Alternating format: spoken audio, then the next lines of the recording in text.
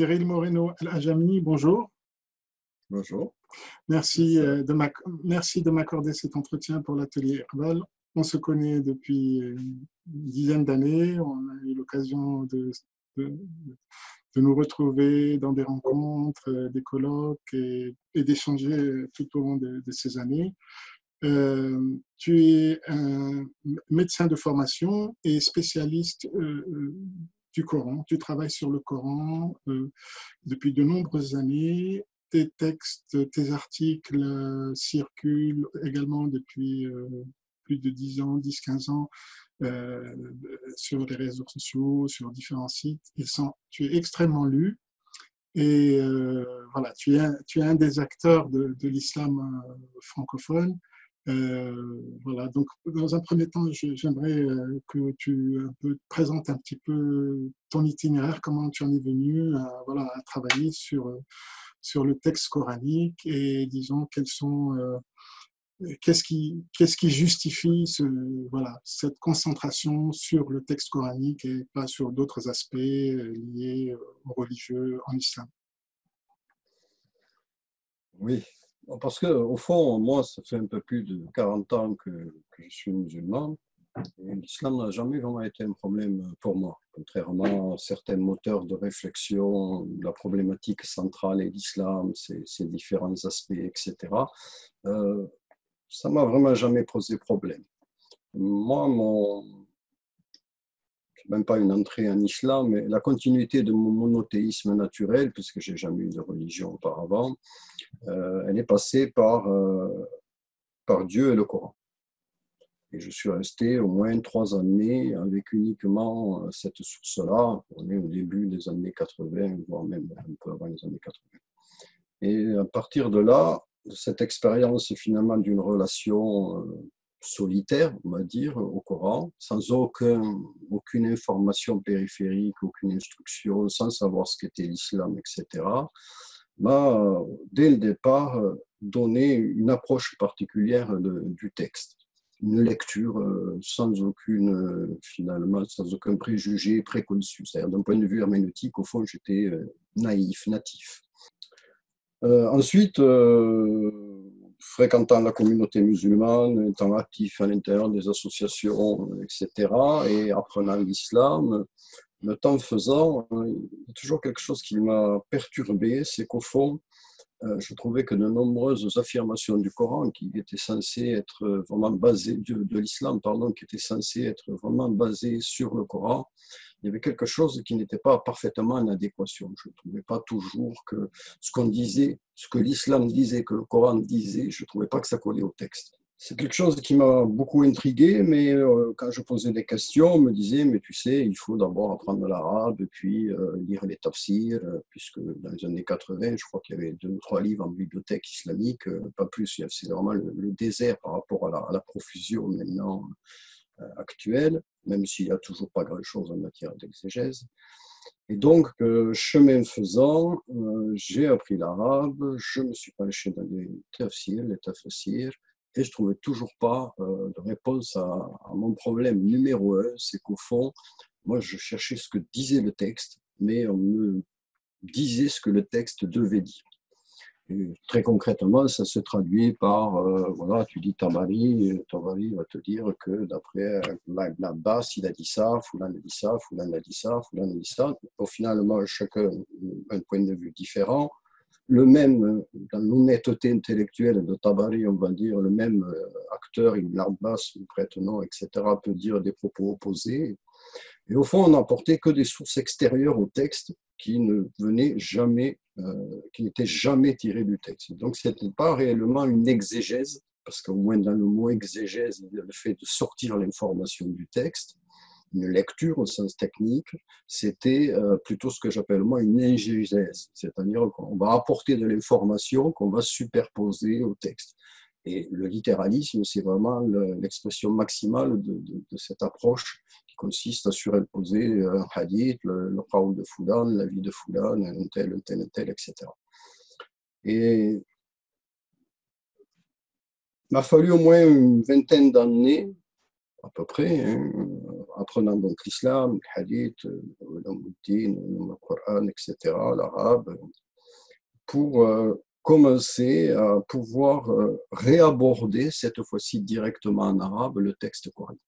C'est ça le moteur de ma recherche, moi, c'est la compréhension du Coran, jamais rien d'autre. Je suis rentré par le Coran, j'espère que je sortirai par le Coran, mais entre les deux, ma recherche, moi, c'est toujours été la compréhension du Coran, sachant que, grosso modo, pour le dire simplement, tout ce que j'ai pu lire, et ma bibliothèque en est remplie, relevait soit d'une information surajoutée au texte, soit de la paraphrase. Et ça n'a pas beaucoup évolué parce que même dans la récente parution du Coran des historiens, pour ne pas le citer, ça ne dépasse pas, alors qu'on est dans l'islamologie, ça ne dépasse pas la paraphrase pour ce qui est du sens du texte. Après, ça va apporter des tas d'informations plus ou moins savantes, etc. Mais au niveau du sens du texte, c'est d'une indigence remarquable, si j'ose le dire. Donc, pour sortir de la paraphrase, pour moi, il fallait revenir au texte. Le texte lui-même, c'est-à-dire le texte en arabe, en faisant abstraction de tout ce que j'avais pu apprendre pendant les 20 premières années. Ce qui veut dire qu'à présent, ça fait grosso modo 20 années que je me penche, et 15 années en particulier, où je me penche avec beaucoup d'assiduité, avec sur le texte coranique. Voilà. Ça, c'est l'histoire de ma démarche. Après, concrètement, techniquement, ça s'est traduit autrement. Parce qu'au fond, on ne peut pas aborder le texte sans avoir une méthodologie. Et mon point de départ est très connu, finalement, ce dont moi je parle, quand je parle de sens littéral, c'est la compréhension d'un verset par lui-même, c'est le tafsir al-Qur'an du Coran, qui est très connu, hein, l'explication du Coran par lui-même. Et j'ai en tête une citation d'Ibn Taymiyyah qui est dans l'introduction du tafsir d'Ibn Kathir, qui Taymiyyah dit « meilleure explication du Coran, c'est le Coran par lui-même ». Mais comme c'est extrêmement difficile à réaliser, alors il vaut mieux se fier à des informations qui remontent soit au prophète ou à défaut aux 3 premières générations. Voilà, en quelque sorte, la messe est dite. On aurait un outil idéal, comprendre le Coran par lui-même, on le sait depuis des siècles et des siècles, mais on ne l'a jamais pratiqué. En réalité, si on ne l'a jamais pratiqué, c'est qu'il y avait des raisons à cela. Ces raisons sont historiques. Dès le départ, les premiers embryons d'exégèse ont lieu dans un conflit schismatique très important, le Fitna Kubra, la grande discorde, où là, on est déjà dans le politique et où on a besoin d'arguments pour s'anathémiser les uns les autres. Et au fond, on ne va pas aller chercher l'argument directement dans le Coran, on ne trouvera pas, mais dans l'interprétation de tel ou tel verset. Donc, dès le départ, on est déjà dans une volonté de ne pas entendre le texte, mais de le faire parler en fonction de ses croyances, de ses dogmes, etc. Et ensuite, ça continuera comme ça, parce qu'il va bien falloir qu'on bâtisse une religion, l'islam, qui n'est pas in texto dans le Coran, ça tout le monde le sait, le Coran ne suffit pas à déterminer une religion. C'est dans ce sens que je ne suis absolument pas coraniste. Pour moi, l'islam est la religion qui a résulté d'un processus historique. Et il ne peut pas en être autrement, sauf si l'islam évolue, etc. Ça, c'est le point de vue des réformistes, mais ce n'est pas ma démarche. Ça ne me paraît même pas nécessaire. Il suffirait de mieux comprendre l'islam pour que les choses évoluent d'elles-mêmes, c'est-à-dire les musulmans évoluent d'eux-mêmes. C'est vraiment mon point de vue. Alors, pas du point de vue que l'islam est parfait, il pourrait évoluer à condition que les musulmans, un, se disent qu'il n'est pas parfait, et deux, que c'est une matière historique et que si elle a évolué, elle peut continuer à évoluer en elle-même, par elle-même. C'est finalement, l'islam est une suite d'interprétations de lui-même. L'islam n'a jamais été un objet fixé, c'est juste une illusion, une distorsion. À l'heure actuelle, le temps s'étant quand même largement sédimenté, l'islam avec. Mais finalement, pour moi, c'était pas un point de départ, parce qu'en réalité, c'est de mieux comprendre le Coran qui m'a amené à mieux comprendre l'islam. Ça, c'est très clair. Et donc, d'avoir un rapport à l'islam, une islamité, que je pouvais un peu plus équilibrer, harmoniser, juger. Mais pour ça, il faut un critère, et le critère, à la base, c'est le Coran. Or, ce qui vraiment a été pour moi le plus frappant, c'est que dans ma recherche, c'est qu'il existe un énorme hiatus entre le Coran et l'islam. Un gouffre, on peut dire parfois, des oppositions, etc. Donc à l'heure actuelle, on a d'un côté l'islam et son propos, et ce qu'il dit que le Coran dit, et puis de l'autre côté, on a le Coran, dont on ne sait pas encore réellement ce qu'il dit, puisqu'on ne le lit qu'avec les lunettes de l'islam.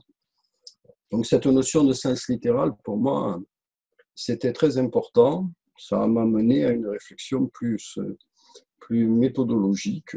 Comment procéder, quels outils avoir pour aborder le texte en dehors du paradigme islamique qui nous instruit tous quand on lit le Coran. Et finalement, on y voit ce qu'on doit y voir. C'est pourquoi presque on a été programmé par notre éducation des musulmans, parce qu'on a été programmé pour au niveau de la compréhension.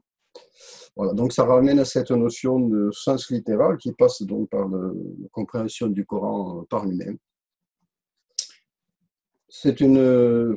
Il y a là une réflexion d'ordre herméneutique, puisqu'à l'heure actuelle, l'herméneutique dit que, au fond, aucun texte, on va faire simple, mais c'est ça, aucun texte n'a de sens, de sens vrai, de vérité, ce n'est qu'une interprétation que l'on peut proposer parmi d'autres. C'est une espèce de dogme herméneutique qui est né avec la période post-déconstructiviste, post-moderne, en même temps donc post-vérité. Il n'y aurait pas de vérité dans un texte et tout ne serait qu'interprétation. Enfin, quand même, c'était un des objets de ma thèse doctorale en islamologie, quand même évident, et on peut le montrer facilement, que si toute interprétation est une compréhension, toute compréhension n'est pas une interprétation. Et le sens littéral, c'est justement toute solution de sens d'un texte, en l'occurrence un ou des versets, le Coran même, toute une solution du texte qui ne soit pas une interprétation. C'est ce que moi je recherche, c'est être en amont de l'interprétation, ce qui revient à dire aussi que finalement c'est aller au texte et rester au texte en amont de sa prise en charge par l'exégèse. Donc dans un moment avant l'histoire. Quel que soit l'effort de pensée réformiste sur un texte, en fait, ce qu'il va proposer lui, c'est une autre interprétation du texte, de tel verset ou du Coran, etc. Moi, ce que je recherche, c'est la non-interprétation. Le sens sémique, c'est vraiment l'unité minimale de sens, ou le plus petit dénominateur commun de sens. Donc, des fois, ça peut dire peu de choses, et en général, ça dit des choses dont l'islam n'a pas pu se satisfaire.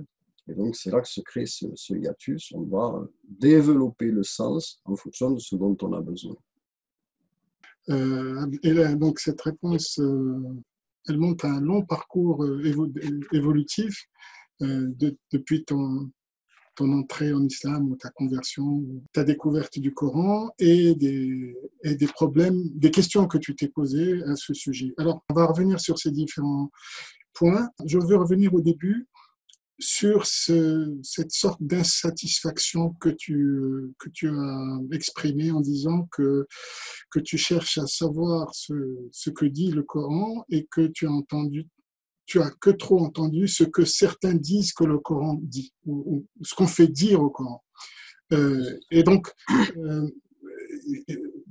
il faut qu'on soit un peu précis dans ce point parce que le Coran parle près du quart entre le cinquième et le quart de l'humanité. Donc, nous, disons, le croyant ou le musulman, voilà, est un homme qui est à la fois imprégné de foi, bien sûr, et de raison. Et ce que je voudrais juste préciser, c'est que le Coran, sur le plan de la foi, parle à tout à chacun. Je veux dire, c'est plus ce qui te semble faire problème, qu'on soit prêt, c'est que c'est plutôt le curseur, on le déplace plutôt du côté de la raison, ce que tu entends par compréhension. Parce que le Coran, c'est aussi ce qui fait la force spirituelle de la religion en islam, c'est que le Coran touche tous les individus de la foi qui sont animés par une foi. Donc, de ce point de vue-là, ce n'est pas ça ce n'est pas sur ce volet-là que tu travailles, donc il faut qu'on soit clair. Mais est-ce que tu peux donner des exemples de ce qui t'a posé problème au début dans ta recherche de compréhension? Qu'est-ce qui ne collait pas ou qui ne te satisfaisait pas? Pour qu'on comprenne un petit peu comment tu as procédé. Et bon, tu as bien fait de souligner que le Coran parlait à tout le monde. Ça me paraissait nécessaire, mais pour moi, c'est pas utile de le préciser, mais bon, c'est fait. C'est d'ailleurs en ce sens qu'il m'a parlé, moi, dès mes premières lectures, donc qui était totalement béotienne, voire ignare, mais il me parlait, ce texte-là. Même en français, il me parlait. Mais c'est l'autre aspect qui m'intéresse. C'est celui par lequel le Coran lui-même nous interpelle, sous le titre Afala ta'qiloun, afala tatafakkaroun, est-ce que vous allez réfléchir, est-ce que vous allez comprendre, est-ce que vous comprenez le texte? Lillazina yatafakkaroun, le Coran, il est pour ceux qui réfléchissent. Donc c'est l'autre dimension du texte. C'est pas le Coran parlant qui lui s'adresse à nos émotions, c'est le Coran écrit, le texte avec un T majuscule qui lui s'adresse à notre raison. Ça c'est très important. Et pour revenir sur une chose que tu disais, on dit depuis très longtemps, puisqu'on le fait remonter à Ali, le Coran ne parle pas de lui-même, ce sont les hommes qui le font parler. Donc finalement, le problème, même si ce n'est sans doute pas Ali qui a prononcé cette phrase, mais le fait qu'on lui attribue dans la période du Hadith, 2-3 premiers siècles, montre que le problème est posé et connu depuis longtemps finalement, et qu'on ne s'en cache même pas. On va faire parler le Coran. Et il va parler, hein, parce qu'on peut toujours faire avouer un texte, même sous la torture, ce qu'il ne veut pas dire. Parce que si le sens littéral est ce qui est avant, le sens qui est avant l'interprétation, tout texte peut être interprété, y compris le sens littéral lui-même. D'ailleurs, je reçois régulièrement des mails de gens qui me disent « Vous avez dit ça, mais tata, etc., ça va bien. » Je leur dis « Mais j'ai jamais dit ça. » Voilà, ce à quoi vous faites allusion, je leur redonne mon bout de texte, je leur envoie l'article, on interprète tout propos aussi, ça dépend des intentions que l'on a. Donc moi, des intentions, je n'en ai pas. Je n'ai pas un combat particulier à mener, je ne suis pas dogmatique, je ne suis pas polémique, je ne m'inscris pas dans un combat, même une réforme de l'islam, c'est ce que je disais au début, mais c'est très important, c'est pour dire que j'ai pas de préjugés à défendre ou d'idées préconçues. Ce qui m'intéresse moi, c'est la recherche du sens coranique. Après, des exemples, finalement, il y en a tellement que des fois il est difficile d'en trouver, mais par exemple, la Fatiha, qui est une sourate que nous connaissons tous, se termine par ces mots-là, alors, grosso modo, ça veut dire qu'on soit arabophone ou francophone, l'arabe coranique n'étant jamais parfaitement maîtrisé spontanément, il faut le lire. Ça voudrait dire, sauf ceux qui n'encourent pas ta colère ou ta réprobation, Dieu ne pouvant pas avoir de colère, c'est un sentiment humain, et qui ne se sont pas égarés ou qui ne s'égarent pas.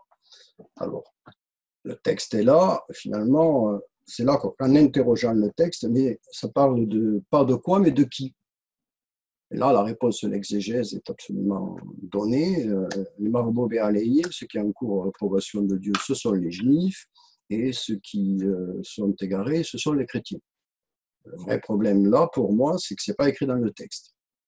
Et que si on regarde les arguments de l'exégèse pour dire que le texte fait allusion, au fond, allusion, c'est-à-dire quelque chose qui n'est pas écrit dans le texte, c'est qu'on va le relier à des versets de Radab sur les Juifs. En réalité, ce n'est pas du tout sur les Juifs, c'est sur les Bani Israël du temps de Moïse. Et d'Allah, on va le relier, trouver des versets où ce verbe est employé, s'égarer ou égarer, au sujet des chrétiens. Ça pose problème parce qu'on fait un rapport entre deux versets sans qu'il y ait un indice qui permette de passer du premier verset, celui de Surat al-Fatiha, le dernier en fait, le verset 7, à ces versets-là.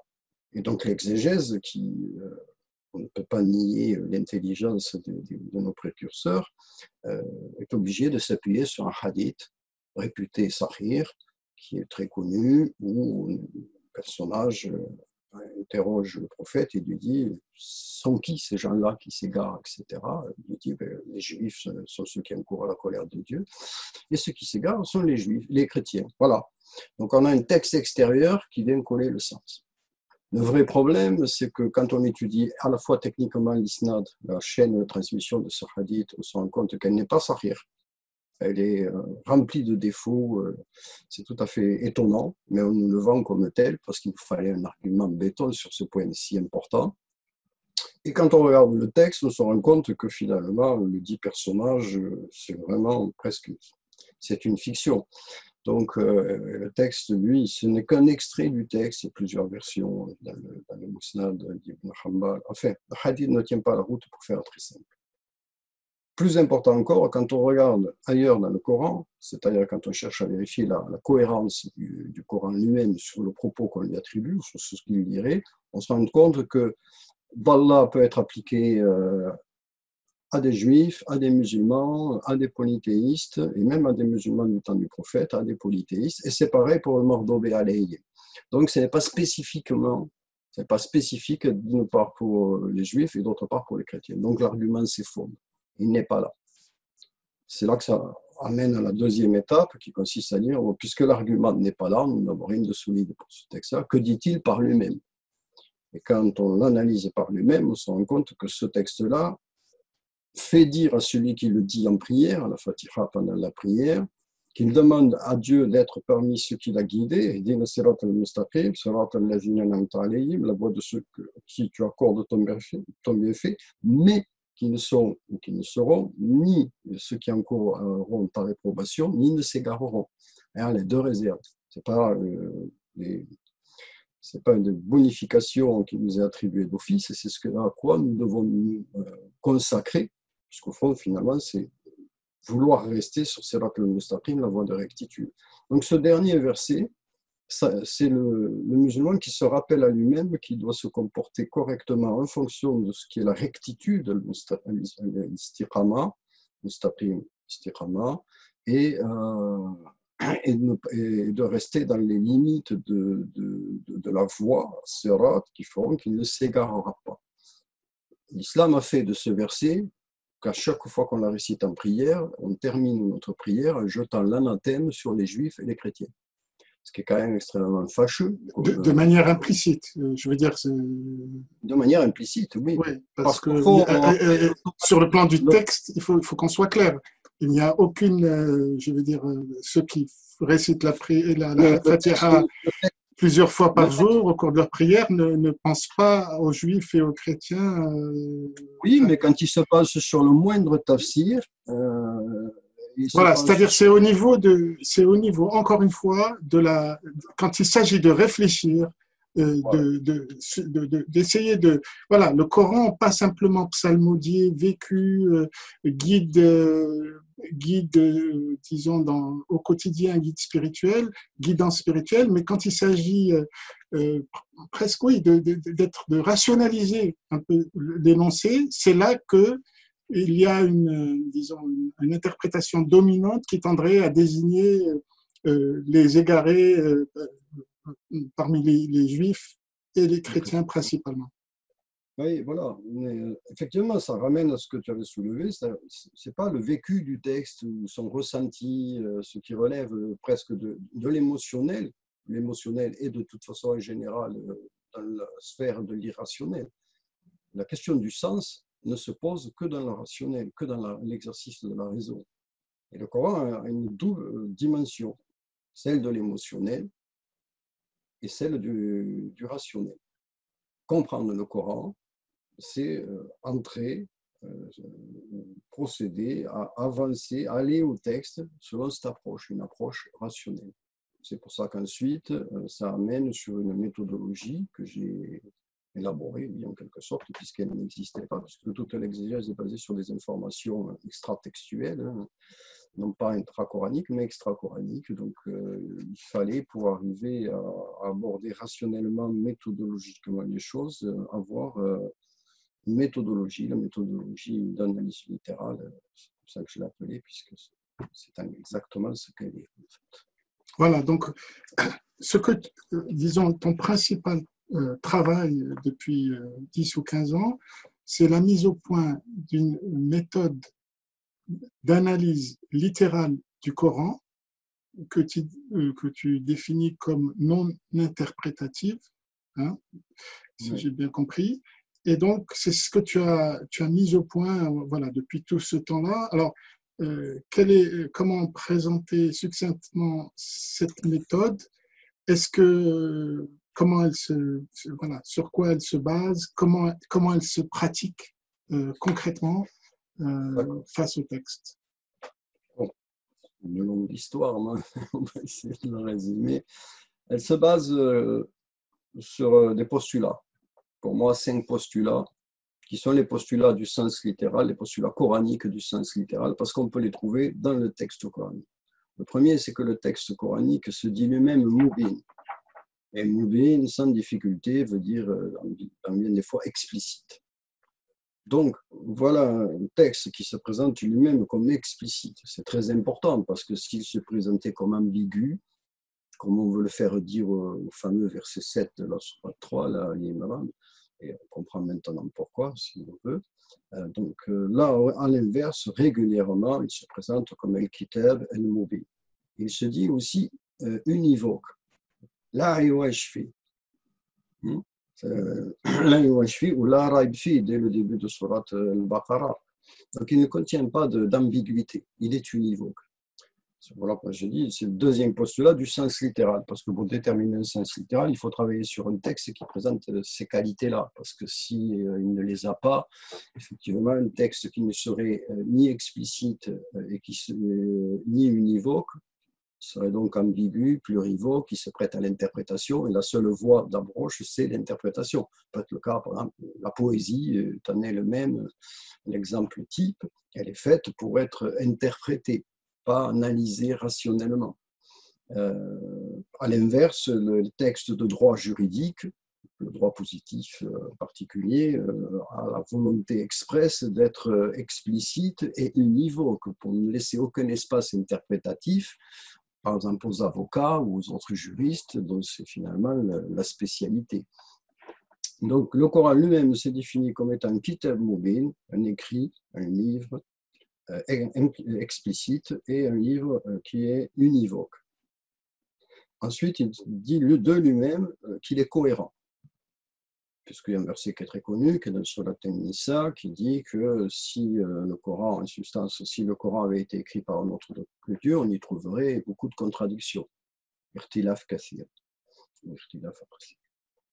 Donc, il est donc maintenant explicite, univoque et cohérent. C'est très important, parce que si dans un corpus clos, comme le Coran, on pouvait trouver une chose et son contraire, on ouvrirait de nouveau obligatoirement la voie de l'interprétation. Mais il se définit lui-même comme cohérent.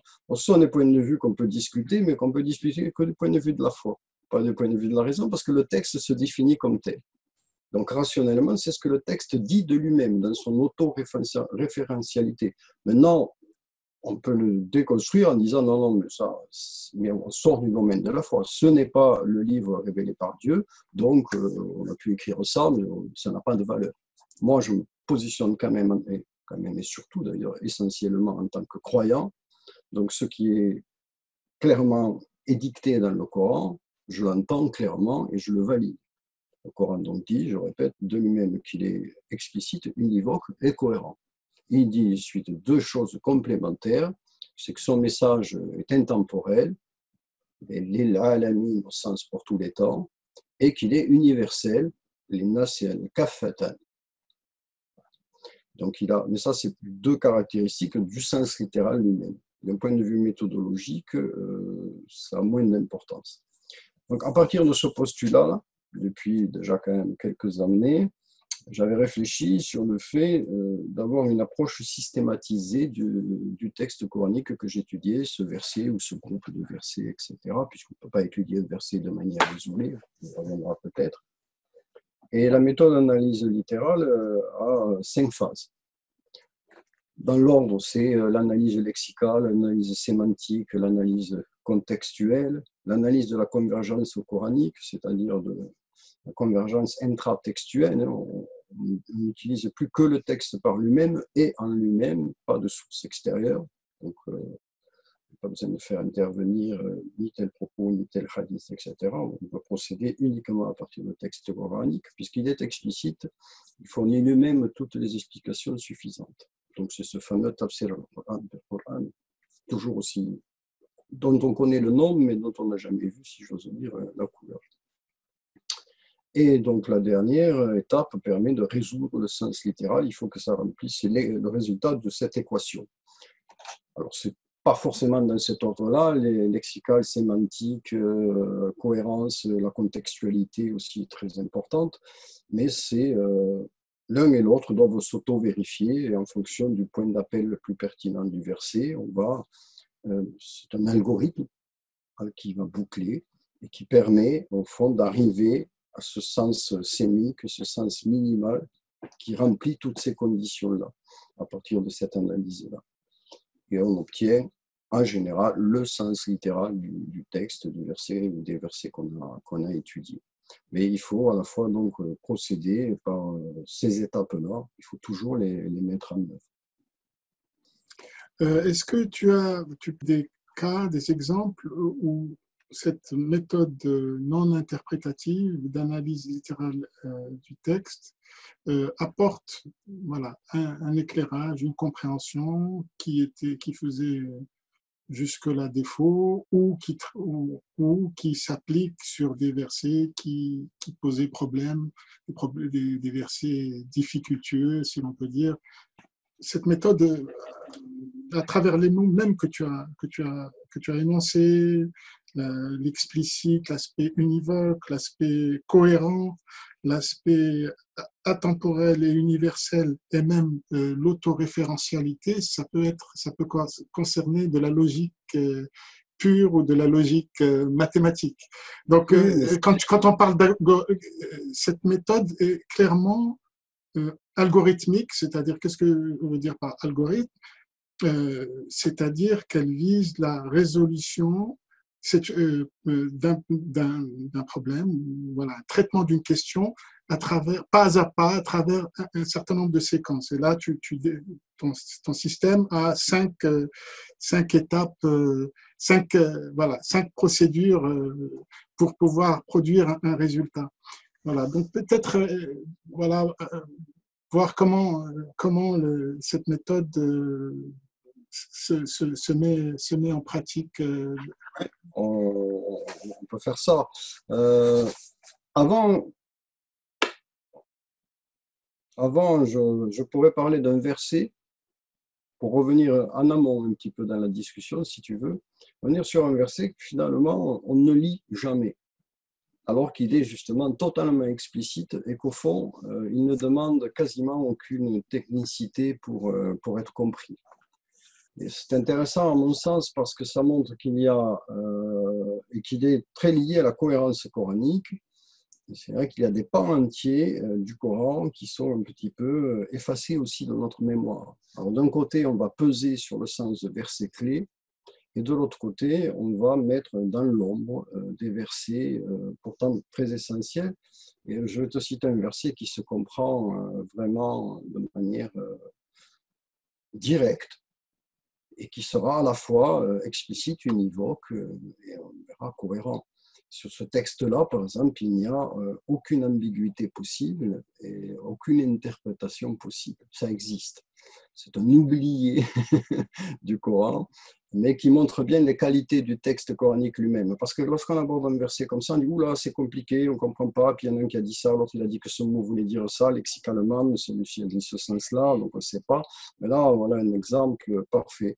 Un verset nécessairement pas très connu, puisque moi, personnellement, je ne l'avais jamais entendu sur le moindre minbar, ni même lu dans le moindre livre de théologie ou de traitement exégétique global. Le verset dit وَالَّذِينَ آمَنُوا وَعَمِلُوا الصَّالِحَاتِ سَنُدْخِلُهُمْ جَنَّاتٍ تَجْرِي مِنْ تَحْتِهَا الْأَنْهَارُ خَالِدِينَ فِيهَا أَبَدًا وَعْدَ اللَّهِ حَقًّا وَمَنْ أَصْدَقُ مِنَ اللَّهِ قِيلًا.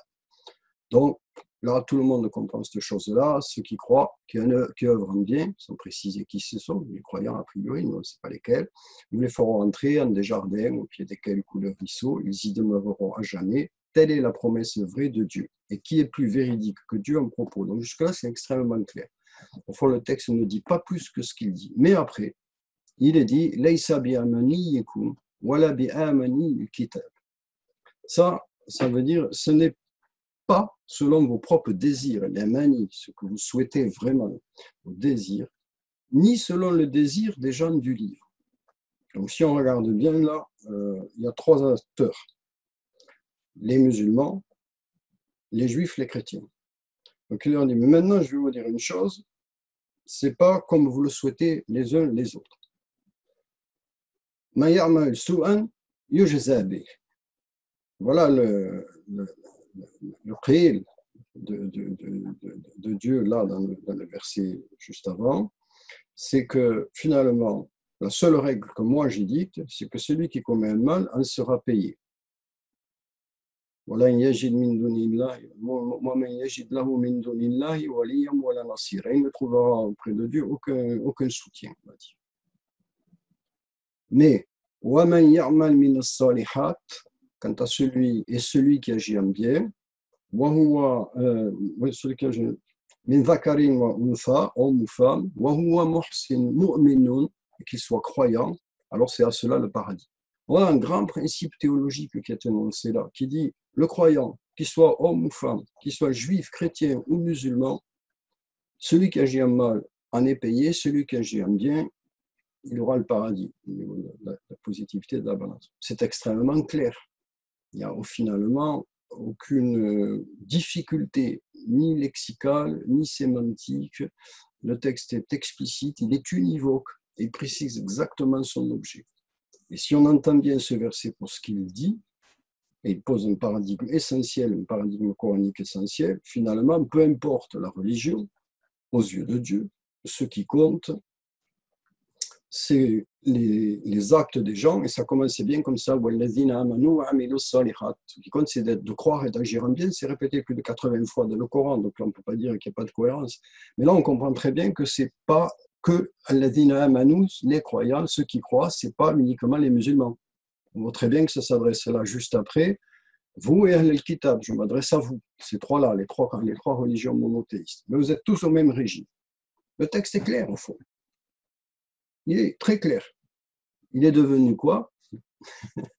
À côté d'une exégèse qui parle au nom de l'islam et qui veut absolument montrer qu'il n'y a qu'une seule religion qui soit agréée par Dieu, à côté de ça, ce texte-là a été totalement mis à l'écart. Et on va travailler sur des textes sur lesquels on peut travailler. Et là, on voit que l'exégèse est intentionnée, parce que ce texte-là, il n'a même pas été décrété abrogé.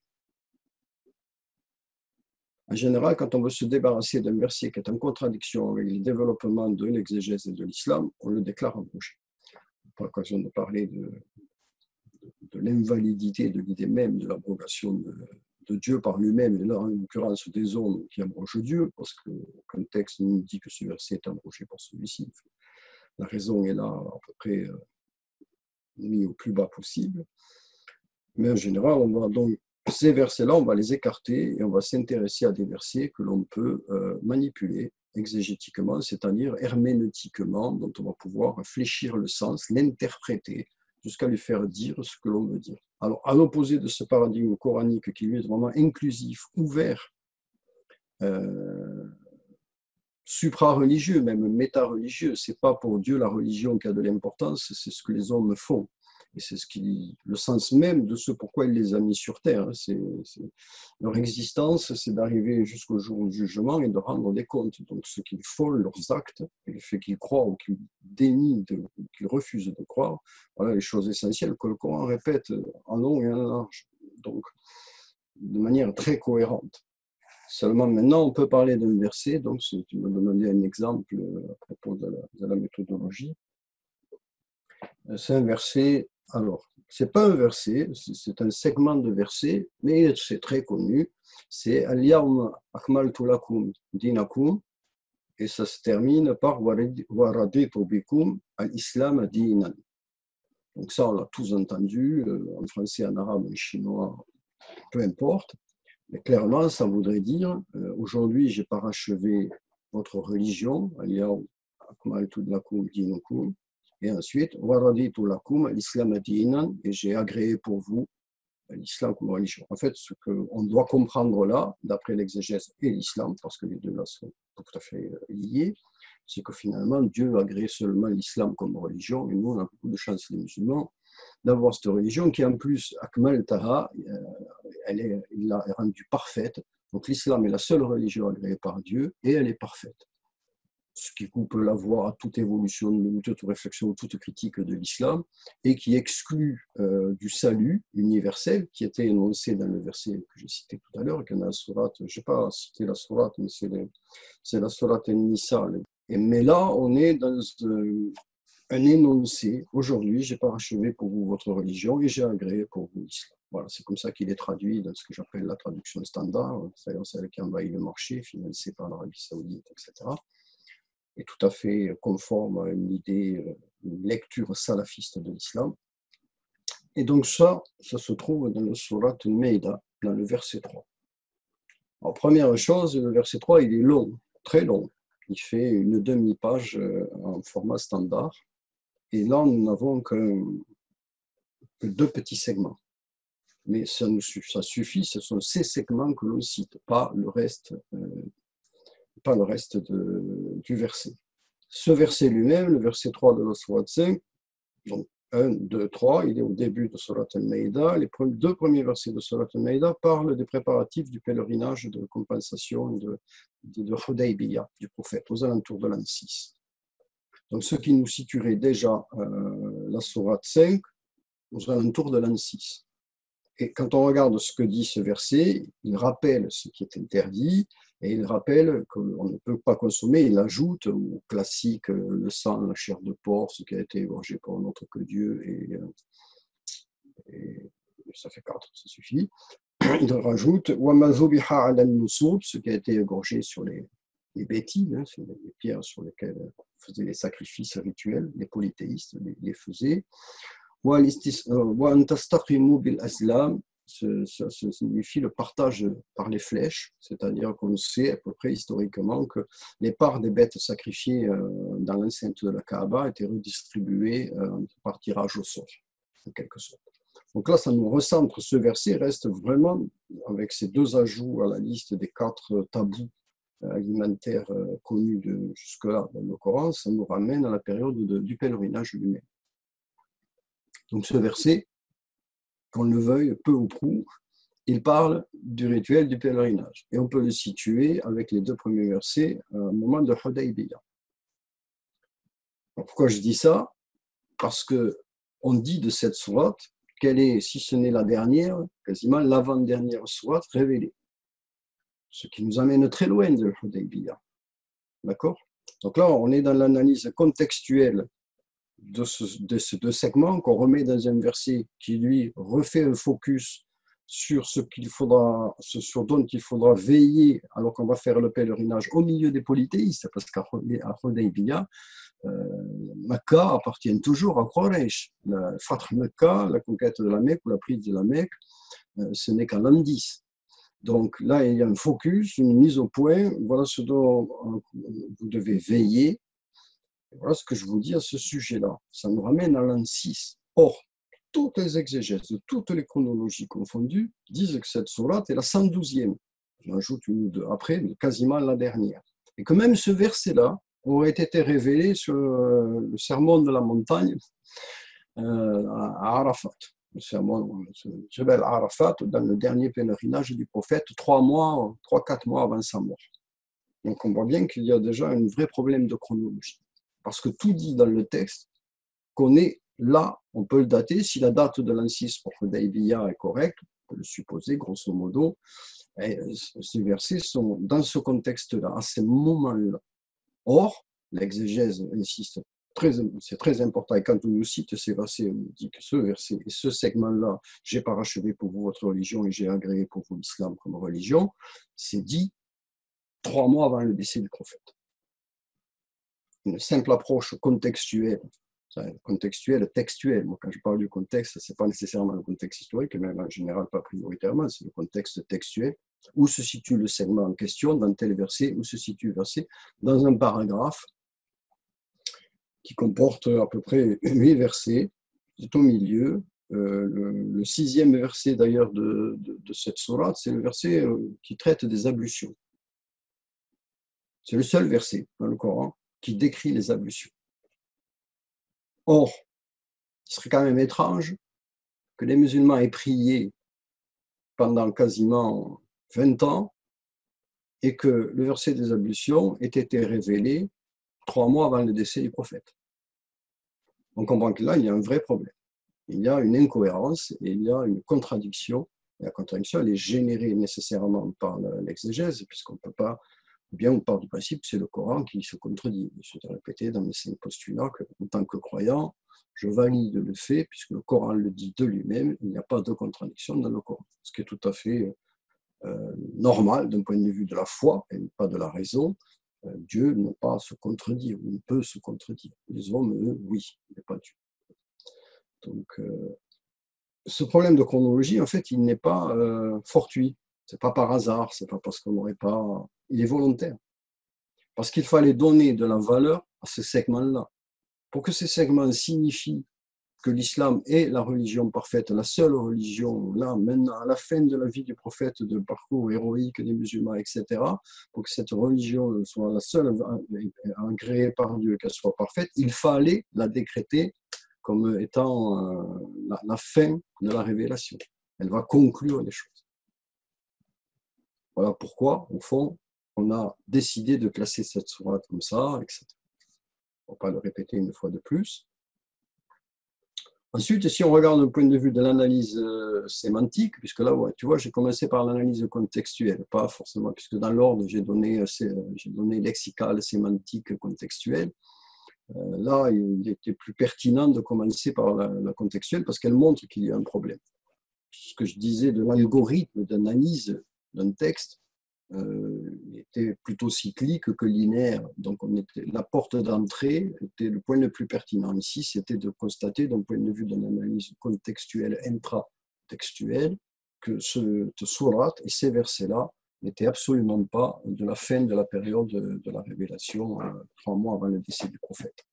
Ce qui est très important, puisque je disais que ça permettait donc à l'exégèse de donner, de valoriser en fait ces versets et d'en modifier la perception en disant c'est les derniers mots prononcés quasiment, et c'est très important, ça valide l'islam comme étant la seule vraie religion et parfaite et agréée par Dieu.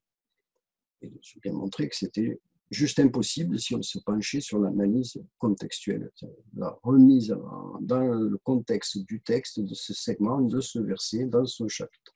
Et je disais qu'il y avait en renfort l'idée que le verset 6 parle des ablutions et qu'on ne pouvait pas concevoir que le verset des ablutions aurait été révélé à la fin de la vie du prophète. Donc ça, accessoirement, ça montre quelque chose de très intéressant, c'est qu'au fond, depuis une quinzaine d'années maintenant que je mène cette recherche, on n'a pas modifié le texte coranique, ni même son agencement. Parce que ce verset-là sur les ablutions, le lecteur cohérent, et je l'avais dit tout à l'heure, mais les exégètes étaient des gens très intelligents, très brillants, qui ont consacré leur vie à ce travail-là, ce verset sur les ablutions, c'est pas là qu'il fallait le mettre.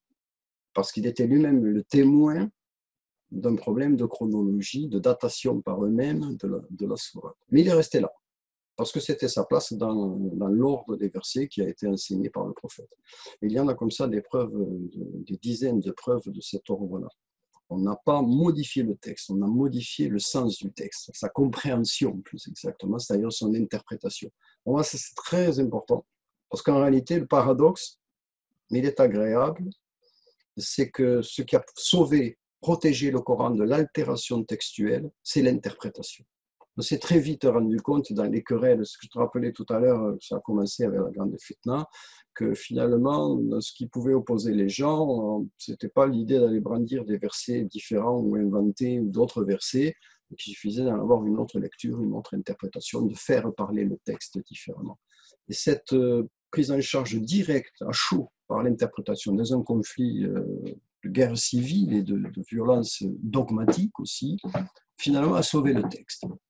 Et on sait, historiquement, pour finir cette parenthèse, que les chiites ont dont l'origine est là, dans cette guerre civile, la grande fitna, ont pendant longtemps essayé de produire d'autres textes coraniques pour argumenter leur point de vue, pour soutenir Ali, ont abandonné cette voie-là et ont eux aussi compris que finalement l'interprétation du texte était bien meilleure que la modification du texte, qui s'est avérée juste impossible parce qu'elle n'a Elle n'appartenait pas à une caste de scribes.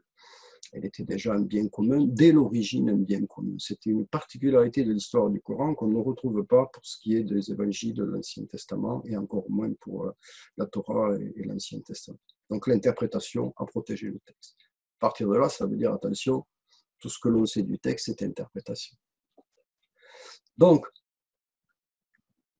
on a ces deux segments-là. Maintenant, si on le regarde d'un point de vue sémantique, dans l'ordre, c'est le deuxième process, on se rend compte qu'il est dit lakum. Al-yawma akmaltu lakum dinakum, et ensuite raditu lakum al-islama din. Lakum.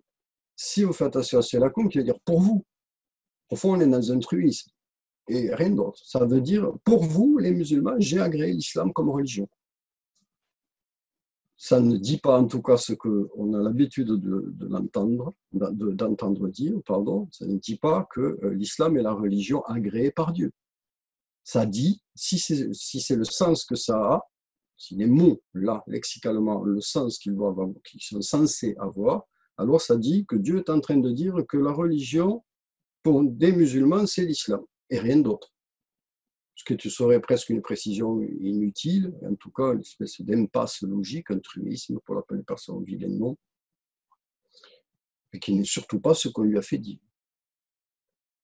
Donc là, ça relève de la sémantique.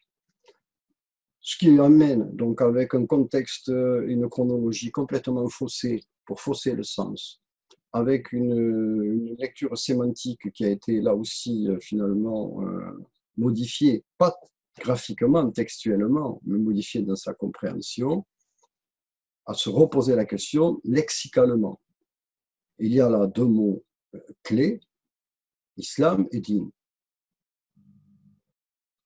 Donc forcément, on ne peut plus leur conserver là leur sens d'origine, parce que leur sens d'origine est lié, enfin leur sens d'origine, le sens qui est donné par les ulama et qu'on retrouve dans les traductions et dans toutes les exégèses, à savoir din, religion, et islam, religion islam, ce qui est d'ailleurs presque là aussi une répétition inutile. Si on revient maintenant au contexte, on voit très bien que ces trois premiers versets sont centrés sur des recommandations à l'adresse du prophète et des fidèles qui vont aller avec lui à Hudaybiyah l'an 6 pour faire, on dit que c'est une umrah, mais notre histoire, en réalité c'est un pèlerinage, c'est vraiment en détail. Et donc finalement il est dit juste avant, mais maintenant voilà, le kuffar, il y a sur le kuffar, mais mushrikin, min dinikum. Donc, il se désespère de quoi? De votre religion? Non, de votre rituel. Parce que ce qui vient d'être précisé là, c'est le rituel. Rituel qui doit être exercé au sein même, je l'ai dit tout à l'heure, en Hudaybiyah, ça appartient encore à Quraysh. Donc, en réalité, le din là, parmi les 15 sens différents qu'il a dans le Coran, et je rappelle que le mot din en arabe a une cinquantaine de sens, donc c'est pas à chaque coup religieux, dans la traduction habituelle ou les compréhensions ou les exégèses, peut-être que ça a 3 sens, le mot din dans le Coran, pas plus. Il y en a au moins une quinzaine. Et en particulier, din, c'est aussi le culte. Là, ça fait sens. Voilà ce que je viens de vous dire depuis le premier verset. Respectez ça, ne respectez pas ça, ne chassez pas, puisque c'est le thème du verset 1. Et ici, attention, ne consommez pas ce qui a été tué sur les bétiles, ne participez pas au tirage au sort départ par les flèches. Voilà pour vous aujourd'hui, al-yawm, plutôt désormais, al-yawm, akmaltu lakum dinakum, j'ai parachevé pour vous votre rite, et même en particulier le rituel du pèlerinage. Et c'est ensuite, donc on peut d'ailleurs admettre qu'il n'y aura plus aucun verset révélé au sujet du pèlerinage, ce qui nous permet de redater, soit dit en passant, la sourate 5, ce passage. Parce qu'on va pouvoir le comparer avec des versets qui sont dans la sourate al-Baqarah, qui parlent eux aussi du rituel du Hajj. Et pour l'essentiel, ils sont là, puis de mémoire aussi dans la sourate 26. Bon, en fait, ce n'est pas directement le sujet, mais c'est une conséquence du sujet. Nous reste donc le premier segment, veut dire « J'ai parachevé pour vous votre rituel et non pas votre religion ». Quant au deuxième segment, dans le contexte difficile, presque délicat et important de ce pèlerinage à Hudaybiyah, finalement, ce qui va être dit là, alors sur le mot islam, Bon, din, on parlait de sa polysémie, mais le mot islam dans le Coran, c'est un mot paradoxalement très peu utilisé, 7 ou 8 occurrences de mémoire, 8 occurrences, dont j'ai montré, et dans ma thèse et dans des articles qui sont sur mon site, qu'en aucun cas il désignait la religion islam, en réalité, mais qui pouvait signifier soit s'assujettir, soit se remettre à Dieu, soit s'abandonner à Dieu. Or là, le contexte, il est nécessairement d'ordre spirituel à cet endroit-là, donc il n'y a qu'une possibilité pour l'islam ici, c'est l'abandon de soi à Dieu. Et dans ce cas-là, le mot dinan prend un de ses sens très communs dans le Coran, c'est le sens de voie, avec un V majuscule, la voie spirituelle. Et donc, ça se traduit, et il m'a gré de votre part, radit ou lakum, parce que ça aussi, c'est un problème sémantique, l'abandon de soi à Dieu comme voie. On est déjà, dans un sens minimal, contextualisé à l'intérieur du texte, replacé dans sa chronologie, resitué d'un point de vue lexical, et l'ensemble est cohérent. Ça dit, désormais, j'ai complété pour vous votre rituel et vous ai comblé de ma grâce, et il m'est agréé de votre part l'abandon de soi à Dieu comme vous. Donc rien à voir, mais rien à voir, ni avec ce que l'exégèse a soutenu, ni avec ce que l'islam soutient, ni avec ce que notre imaginaire connaît de ça, d'un discours prononcé sur Jabal Arafat par le prophète 3 mois avant sa mort et qui nous dit que l'islam est la seule religion agréée par Dieu. Et là, j'en reviens au verset que j'ai cité tout à l'heure. Le sens littéral de ce verset est en cohérence avec le verset que j'ai cité tout à l'heure de Surat An-Nisa, puisque ce verset-là disait c'est pas un problème de religion, c'est un problème de comportement, le salut de l'âme. Donc c'est un salut universel et non pas lié à une religion. Là, le Coran reste cohérent. Il ne se départit pas de sa cohérence interne. Il dit, ce verset, ce n'est pas le même sujet, le verset de Surat Al-Maïda, ce verset 3 de la Surat 5. C'est un autre sujet. Il est très contextualisé. Il ne se met donc pas en contradiction avec le principe du salut universel qui a été énoncé dans les versets de la Surat 4, versets 122-125. Là, tu viens de faire la démonstration de cet aspect algorithmique et c'est effectivement des étapes de raisonnement et de logique. Et comme tout comme le processus algorithmique dans des procédures de calcul peut prendre énormément de temps, donc, voilà. Juste sur ce petit segment, je vois, voilà, cette méthode, elle aussi, prend du temps. C'est pas à pas, mais elle produit au final un résultat. Donc, cet aspect de recherche de sens minimal, tu l'as aussi mis en acte à travers la définition que tu as proposée dans ce segment de Dean, par exemple. Donc là, tu as vraiment exemplifié un petit peu ta méthode et bon,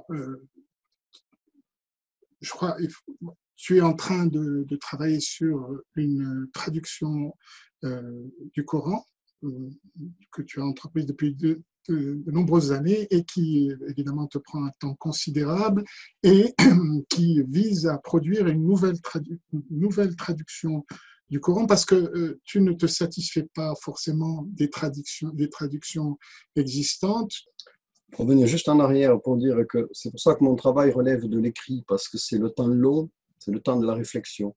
Et on voit dans un exercice oral, ou dans une conférence ou quoi que ce soit, dans l'oralité, qui est le temps de l'émotion, on voit bien qu'il n'est pas adéquat. Mon travail est un travail de réflexion du temps long, c'est l'écrit, c'est la raison, c'est le temps long, c'est la réflexion, l'oral, c'est l'émotion, et c'est vraiment dans l'instantané, dans le temps court. Ce à quoi je travaille est précisément une traduction du sens littéral du Coran et son commentaire. Ça veut dire qu'au fond, je ne vais pas me satisfaire ou pas des autres traductions, je n'ai pas non plus à les consulter. Ça signifie aussi que je mène l'analyse littérale de tous les versets, de toutes les sourates au fur et à mesure de la progression pour pouvoir déterminer le sens littéral. Ensuite, la traduction, ce n'est qu'une mise en forme finalement de ce qu'il ressort de la mécanique rationnelle d'analyse littérale du verset en question, des versets en question, etc. Et ça produit souvent une traduction sur ce genre de verset dont on a parlé qui est différente. Parce que le sens est différent. Ce n'est pas la traduction qui est différente. C'est le sens qui est littéral. Qui est différent, pardon. Parce qu'il est littéral. C'est-à-dire, ce n'est plus de l'interprétation. Parce que quand on consulte, soit dit en passant, l'ensemble des traductions, elles se ressemblent toutes. Elles se recopient toutes. Et la totalité des traductions que je connais, peut-être je ferai une exception pour Jacques Berck, qui sur certains versets a fait œuvre d'exégète, un tant soit peu. Mais l'ensemble des traductions ne sont que le reflet d'une exégèse moyenne, celle de l'islam. Grosso modo, le résumé du résumé du tafsir d'Ibn Kathir, qui a envahi totalement maintenant l'exégèse commune.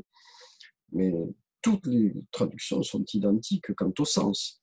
Ce n'est que la forme qui change. On me demande souvent, oui, mais quelle traduction vous nous conseillez? Aucune. Et toutes. Sachant que de toute façon, elles tiennent tous le même propos, mais elles vont l'énoncer, le broder, c'est plus ou moins bien écrit, plus ou moins fleuri ou pas, plus ou moins commenté entre crochets ou pas, mais ça ne traduit que l'interprétation. Ce sont des traductions de l'interprétation du Coran. Il est de manière assez fallacieuse écrit sur les traductions les plus courantes à l'heure actuelle, traduction du sens des versets du Coran. Non.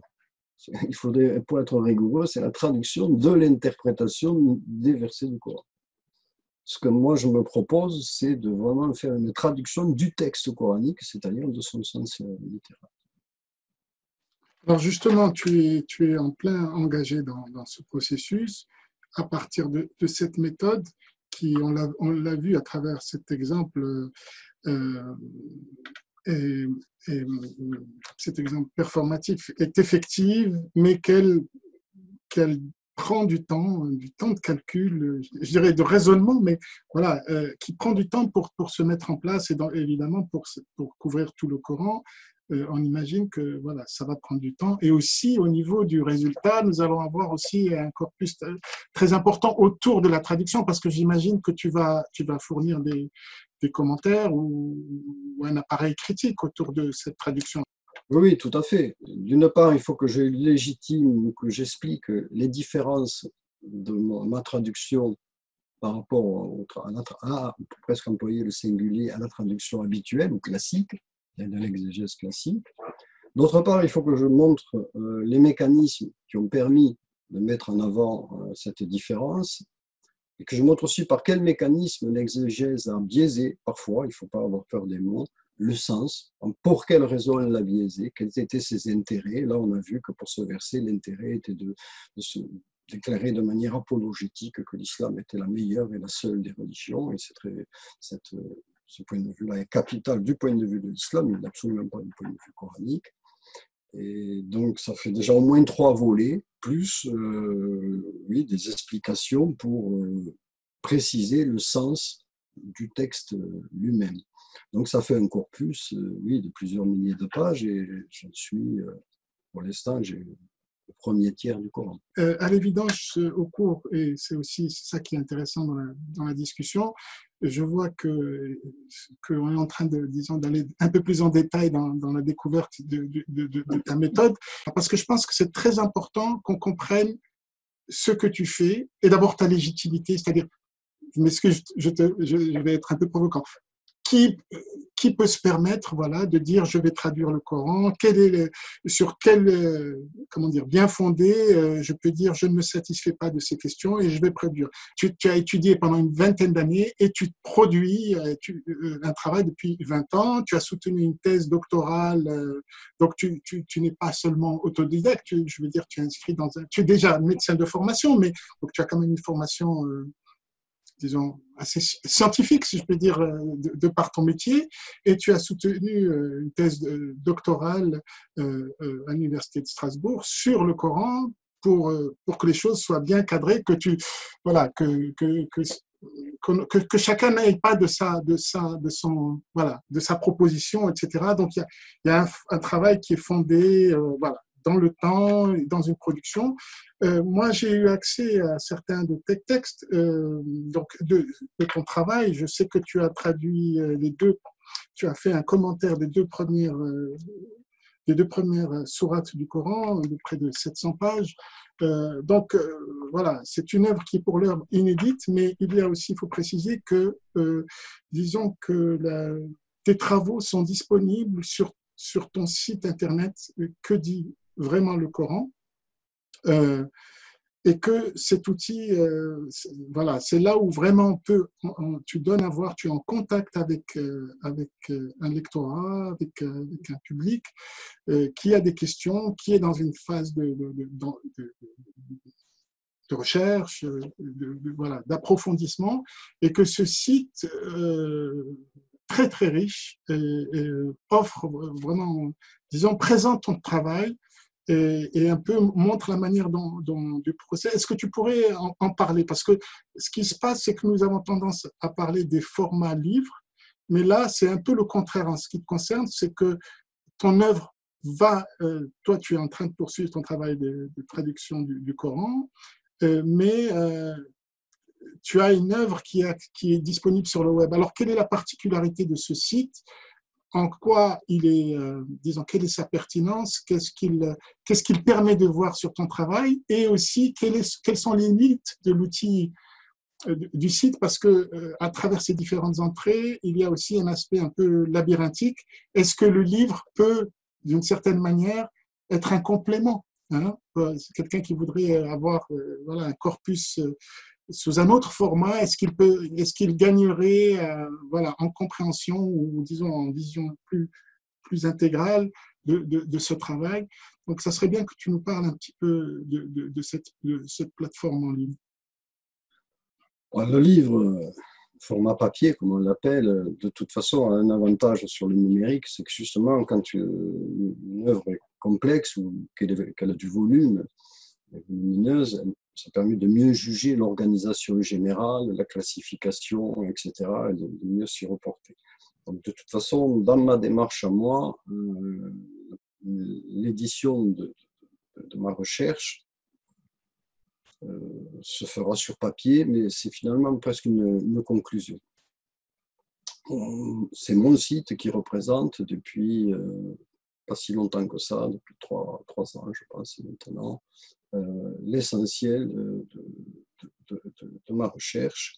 Alors, ce n'est pas forcément un site technique, on peut y trouver dessus toute la méthodologie. Alors, vraiment, il y a une vingtaine d'articles qui sont consacrés uniquement à la méthodologie, qui reviennent sur ces notions d'analyse lexicale, ses limites, ses difficultés, etc., pour chacun des points dont on a parlé tout à l'heure, qui sont en général des synthèses de ce que j'avais développé dans ma thèse doctorale.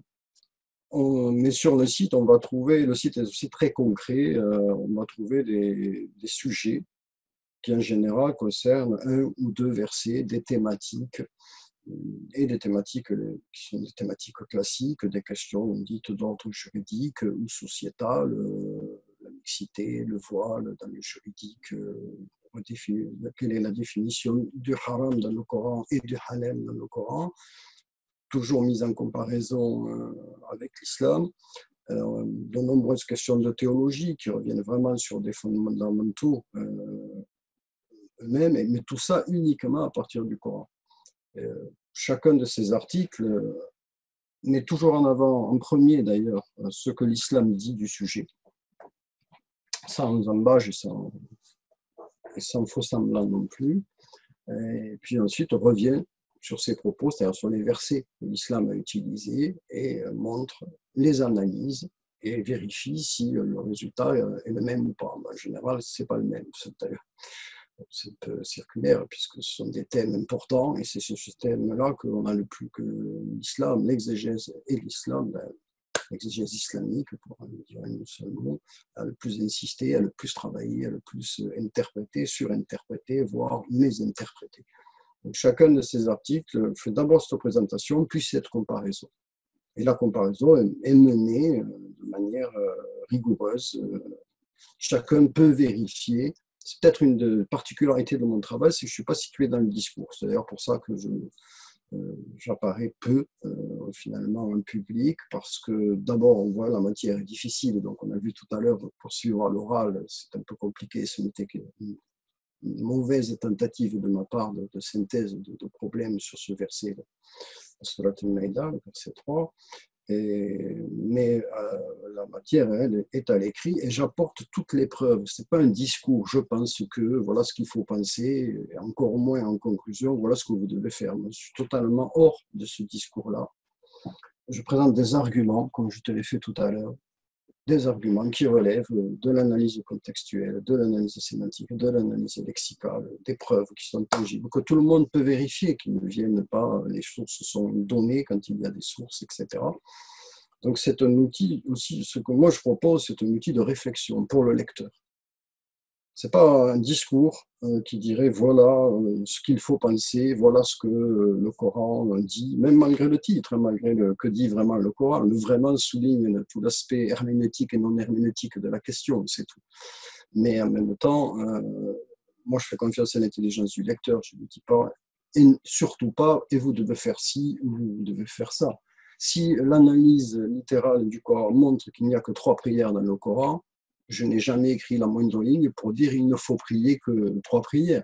Parce que quand on me pose la question, j'ai l'islam, il dit 5 prières. Le Coran, mais il a dit 3. C'est clair, mais je ne peux pas te dire prie 3, prie 5. Moi, personnellement, je continue à prier mes 5 prières. Ça ne me paraît pas incompatible du tout. Vraiment, ma recherche est centrée sur la compréhension du Coran. Si on est passé de 3 à 5, on est dans le hiatus historique.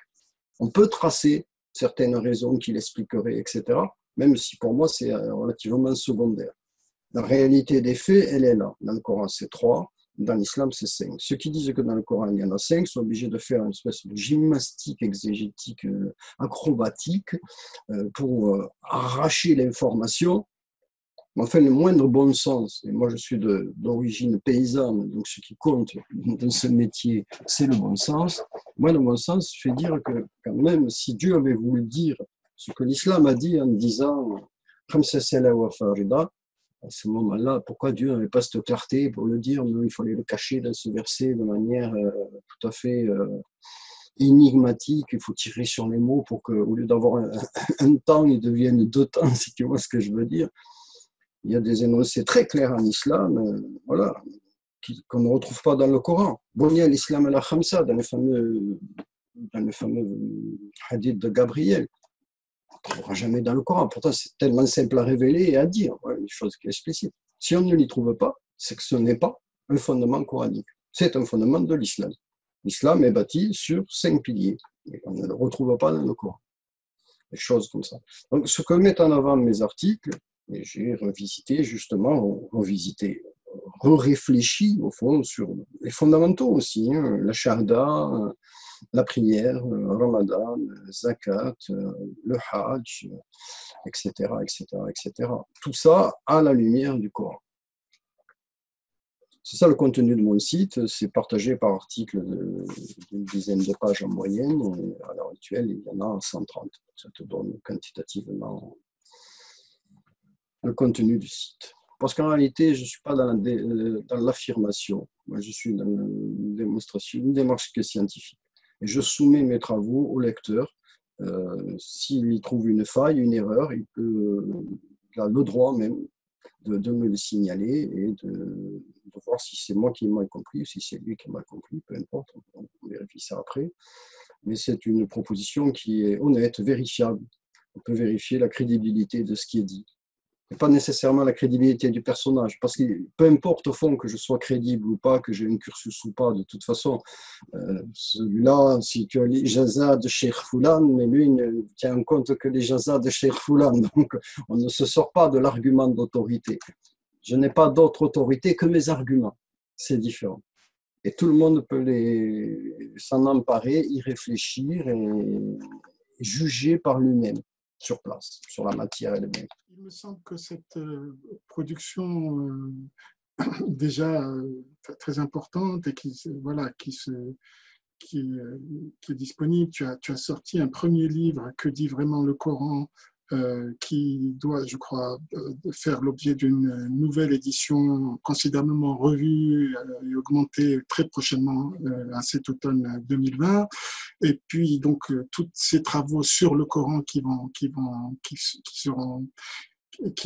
feront l'objet de parution. Je ne sais pas si le volume en un ou plusieurs volumes, je ne sais pas, mais je crois que notre conversation est rentrée dans le cœur de ton travail, mais je n'aimerais pas donner l'impression que ce travail s'attache est réductionniste ou s'attache aux fragments. Le Coran est un texte, un texte qui a été révélé, au prophète au cours d'une phase historique. Il n'est pas descendu d'une seule coulée, donc il a une histoire, voilà, et voilà, durant une période de 23 ans, 23 années de temps de la révélation, c'était une parole qui, après la mort du prophète, a été recueillie et indexée en forme de livres. Je pense que nous avons abordé, disons, le Coran à travers ces versets, certains de ces signes, de ces ayats, mais disons que comment toi définirais-tu le Coran pour toi-même, c'est-à-dire comment ce tout en tant que texte, en tant que texte sacré, bien sûr, mais voilà, nous sommes rentrés dans le Coran à travers des versets, on avait que des chapitres, mais comment parler de l'ensemble, si je puis dire. Oui, je vais revenir sur commencer par le premier point que tu as soulevé. De manière très curieuse, finalement, ce qui distingue un peu mon travail, c'est d'avoir mis l'accent sur un seul point, le Coran. Qui finalement, dans les discours sur l'islam, qu'on soit pour ou contre, qu'on soit réformiste ou révisionniste, le Coran est devenu le grand oublié du vécu des musulmans. Alors qu'il m'a toujours semblé, et on ne pourra pas me soutenir le contraire, que le Coran, normalement, c'est vraiment le fondement, la base, la vie, le cœur de la pensée et du vécu de la foi du musulman. Mais à l'heure actuelle, on est beaucoup plus centré sur l'islam et ce qui construit l'islam. L'islam sunnite, son nom l'indique, est construit sur la sunna, et la sunna, c'est les hadiths, c'est pas le Coran. Et puis dans le quotidien, toutes les discussions sont menées autour de ce point-là. Le Coran est quasiment marginalisé, au fond. Donc moi, c'est pas que je l'ai souhaité, mais ça a toujours été ma préoccupation principale. Ça amène à ce que tu disais après, au fond, quelle est la fonction du Coran dans sa globalité? Parce que lorsqu'on dit c'est la révélation de Dieu adressée aux hommes, on a tout dit, mais le Coran, c'est ce que Dieu a adressé aux hommes. Il n'aura pas adressé une religion. Le Coran n'est pas un catéchisme. Non seulement il n'est pas descendu tout seul du ciel, mais en plus, il ne s'est pas mêlé de religion. On ne trouve pas dans le Coran suffisamment d'éléments pour définir une religion particulière. Mais on y trouve un message principal qui vraiment traverse d'un bout à l'autre tout le Coran, et il est fort simple, c'est la ilaha illallah, c'est vraiment le tawhid, l'unicité divine qui est vraiment l'âme du Coran. Et il est ensuite porté par un autre vecteur essentiel qu'on retrouve de suite dans la Fatiha, c'est le Sirat al-Mustaqim, c'est vraiment la voie éthique. Le discours du Coran, ce n'est pas un discours théologique principalement, c'est surtout pas un discours philosophique, ce n'est pas un discours religieux, c'est un discours éthique. Et il s'adresse là à chacune des personnes qui le lisent. Il s'adresse, on a vu, à sa raison, mais aussi à son cœur. C'est l'alliage des deux qui définit l'éthique. Le Coran, dans l'essentiel, porté par l'unicité divine et la foi, c'est l'amal salih. C'est répété plus de 80 fois dans le Coran. Donc, cette œuvre, cet agir vertueux, c'est ça, le discours éthique du Coran. On peut trouver dans le Coran au moins une centaine de conseils éthiques ou moraux, etc. Ce qui porte le Coran, ce n'est pas non plus un livre d'histoire, ça ne raconte pas non plus l'histoire du prophète, on n'y trouve quasiment pas de lieu, quasiment pas de date. En fait, ce sont des choses qui pourraient paraître évidentes. Au fond, le dénuement du Coran, de tout ce qui fait les livres, y compris la Bible, la Torah, si on les sépare, etc., on ne les retrouve pas dans le Coran. Ce n'est pas un livre qui raconte l'histoire d'un peuple comme dans l'Ancien Testament. Ce n'est pas un livre qui fait la biographie d'un prophète comme dans le Nouveau Testament, s'agissant de Jésus. On y trouve à peine quelques allusions au parcours de Mohammed. Son nom nominalement n'est cité que 4 fois dans le texte. Ça ne raconte les événements que de manière très parcellaire. Ce n'est pas un livre d'histoire passée, ce n'est pas comme l'est la Bible, ou l'Ancien Testament, on va commencer à la création du monde pour arriver à la fin du monde, tel que finalement tracé la Bible. Il n'a aucun de ces critères-là. C'est un grand discours de foi monothéiste, pur et strict, et un grand discours éthique, qui est là pour engager les hommes à l'éthique. Ce n'est pas un sujet religieux, c'est vraiment un sujet qui, finalement, au quotidien, parle à chacun d'entre nous, il nous fait réfléchir sur nos actes, nos engagements, ce que l'on va dire, ce que l'on ne va pas dire, les combats dans lesquels on va se lancer, dans lesquels il ne faudrait pas se lancer, etc. En ce sens, c'est un vrai guide de vie, mais ça ne peut l'être qu'en ce sens-là. La vraie confusion, et au fond là, elle est malheureuse, c'est que la religion s'est substituée à cela et a donné ce dont je viens de parler, l'a transformé dans les vertus cardinales de la religion. C'est la religion qui va te dire ce que tu dois penser, ce qui est bon, ce qui est mauvais, ce que tu dois faire, ce que tu ne dois pas faire, etc. Alors que le Coran ne fait de toi, de ta raison et de ton âme de croyant que le seul guide, au fond, de ce que tu dois faire. Si on pouvait, on n'a pas le temps, tout ça on le retrouve concentré vraiment dans la Fatiha, au fond. Pour moi, la grande différence est là entre le discours, le propos coranique et le discours de la religion islamique. Ils ne s'occupent pas de la même dimension des choses. C'est en ce sens que de toute façon, ils peuvent être superposables. Ils peuvent parfois converger, mais ils peuvent aussi parfois diverger et se créer presque une autonomie de l'un par rapport à l'autre. Donc en même temps, ce que moi je propose, mais je ne propose rien du tout parce que je ne suis pas un maître à penser, mon pôle à moi d'intérêt a toujours été de mieux comprendre le Coran pour pouvoir mieux le vivre. Voilà, et donc, sur ce que tu dis sur le Coran comme un grand récit éthique, comme un grand récit monothéiste, tend à s'opposer à, disons, à une certaine inclination que nous avons tous, une sorte d'inclination au mode d'emploi, c'est-à-dire comment dire, le risque serait de prendre ton analyse littérale du Coran comme un système qui renforcerait un mode d'emploi. Et qu'est-ce que je veux dire par là? C'est que quand je te donne un exemple, j'étais en Mauritanie, je discutais avec un jeune Mauritanien, voilà, et qui faisait partie disons, des populations qui sont, disons, comment dire, qui subissent disons, une oppression sociale, pour dire de manière pudique. Il disait, ben, écoutez, en Mauritanie, la servilité, elle est légitimée dans le Coran. La Mauritanie, c'est un pays pour l'islam est une centralité de ce pays. Et bon, l'esclavage est dans le Coran.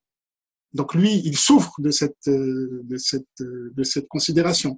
Mais on trouvera aussi des gens qui vont dire, ben non, quand on lit le Coran, ben, si on voit la tendance, oui, il n'a pas interdit l'esclavage, mais il a encouragé, enfin, voilà, à libérer les esclaves, etc.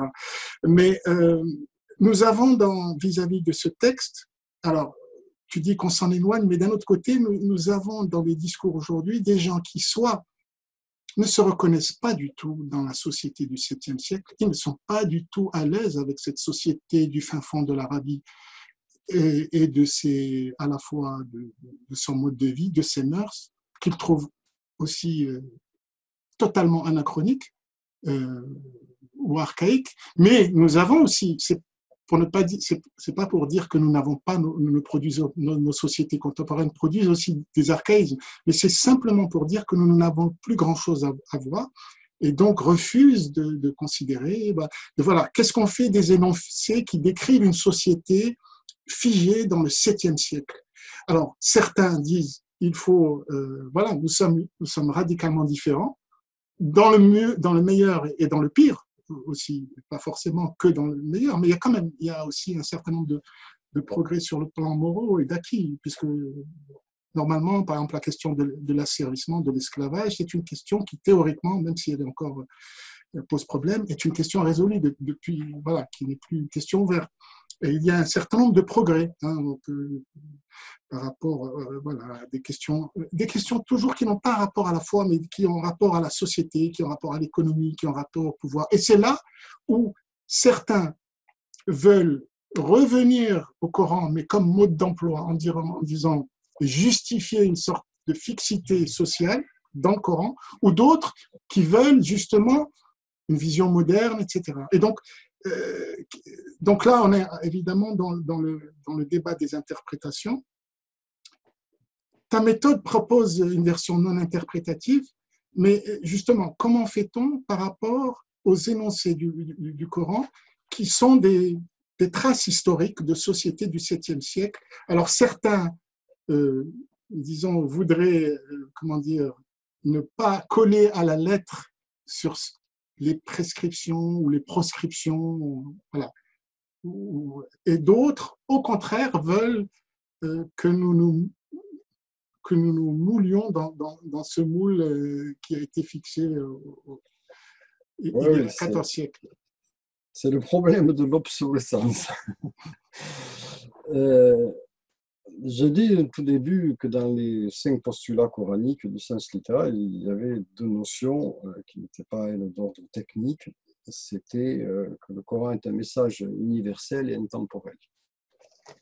Ça pourrait sembler être opposé au fait que l'on dit que le Coran prend des positions qui défendent, qui sont de son siècle, de son temps, etc.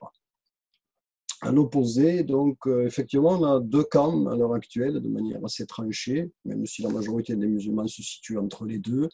On a une frange qui dit il faut revenir au milieu culturel dans lequel le Coran s'est exprimé, et donc, pour aller de l'avant, on va reculer au 7e siècle. Et puis d'autres qui disent, non, mais attendez, nous sommes dans la modernité, et pour aller de l'avant, finalement, il va falloir déprogrammer un certain nombre de versets, les déclarer obsolètes, ils n'étaient que le témoin de leur temps, il n'y a pas de fixité, il n'y a pas d'évolution de la fixité. Alors chacun a ses arguments, je dirais, en quelque sorte, mais de manière particulière, finalement, mon approche du sens littéral a mis en évidence une autre voie, la 3e voie, en quelque sorte. Parce que finalement, quand on dit le Coran dit ça, le Coran dit ça, dit ça sur les femmes, dit ça sur l'esclavage, dit ça sur la guerre, etc., c'est pas ce que le Coran a dit. C'est ce que l'on a fait dire au Coran. C'est-à-dire la lecture, pas du 7e siècle, parce que l'exégèse ne commence pas avant le 9, même le 10e siècle. Donc, elle n'est pas non plus de la culture de l'Arabie du 7e. L'exégèse est de la culture de la grande Mésopotamie judéo-chrétienne entre Damas et Bagdad. Donc, c'est même pas. On se trompe réellement, même lorsqu'on dit ça. Mais fait, ça ne change pas grand-chose à l'idée globale. Et c'est cette lecture qui donne cette signification-là. À l'inverse, le moderne voudrait aussi donner une lecture moderne du Coran. Moi, je me situe dans la voie littérale. La voie littérale, elle met en évidence une chose, c'est qu'au fond, sur ces points de vue-là, le sens voulu par le Coran n'est pas celui qu'on lui a donné. Oui, un exemple dont je parle régulièrement, qui est le fameux verset « Il faut couper les mains des voleurs ». Voilà, un verset parfaitement clivant sur ce sujet-là. Il illustre bien le thème, je ne sais pas si on aura le temps d'en parler en détail, mais on va essayer d'éviter. Mais voilà, il y a ceux qui veulent de nouveau revenir à l'imputation des voleurs, Alors, on ne sait pas si c'est celui qui a volé un œuf ou celui qui a volé un bœuf, peu importe, on ne peut pas répondre à la question, donc on coupe toutes les mains et puis Dieu recolle les morceaux. Et puis, il y a ceux qui disent que c'est une mort totalement archaïque, barbare, qui se pratiquait à l'époque, mais on ne peut plus faire ça. D'abord, ça ne se pratiquait pas à l'époque. C'est pas pratiqué chez les Arabes, le fait de trancher les mains. Ça montre bien que l'idée a une autre source, et l'idée, effectivement, on la trouve même dans la Bible, dans le judaïsme et même encore dans l'Empire romain. Donc, ce n'est pas l'endroit où est censé être né le Coran, mais c'est par contre l'endroit où est né son exégèse. Et le moderne, donc, dit non, il faut absolument annuler ce genre de verset. Voilà, un verset totalement qui est à la fois juridique, social, qui reflète une mentalité d'une époque, etc. Enfin, ce verset, je l'ai démontré 10 fois et on n'a jamais pu valider quoi que ce soit parce que c'est quand même clair comme de l'eau de roche. Ce verset ne dit absolument pas ça. C'est ça, la troisième voie couvre et coffre le sens littéral avec un retour. Ce n'est pas une voie qui va se surajouter vers l'avant. Curieusement, c'est un retour, pas en arrière, un retour à l'origine, au texte.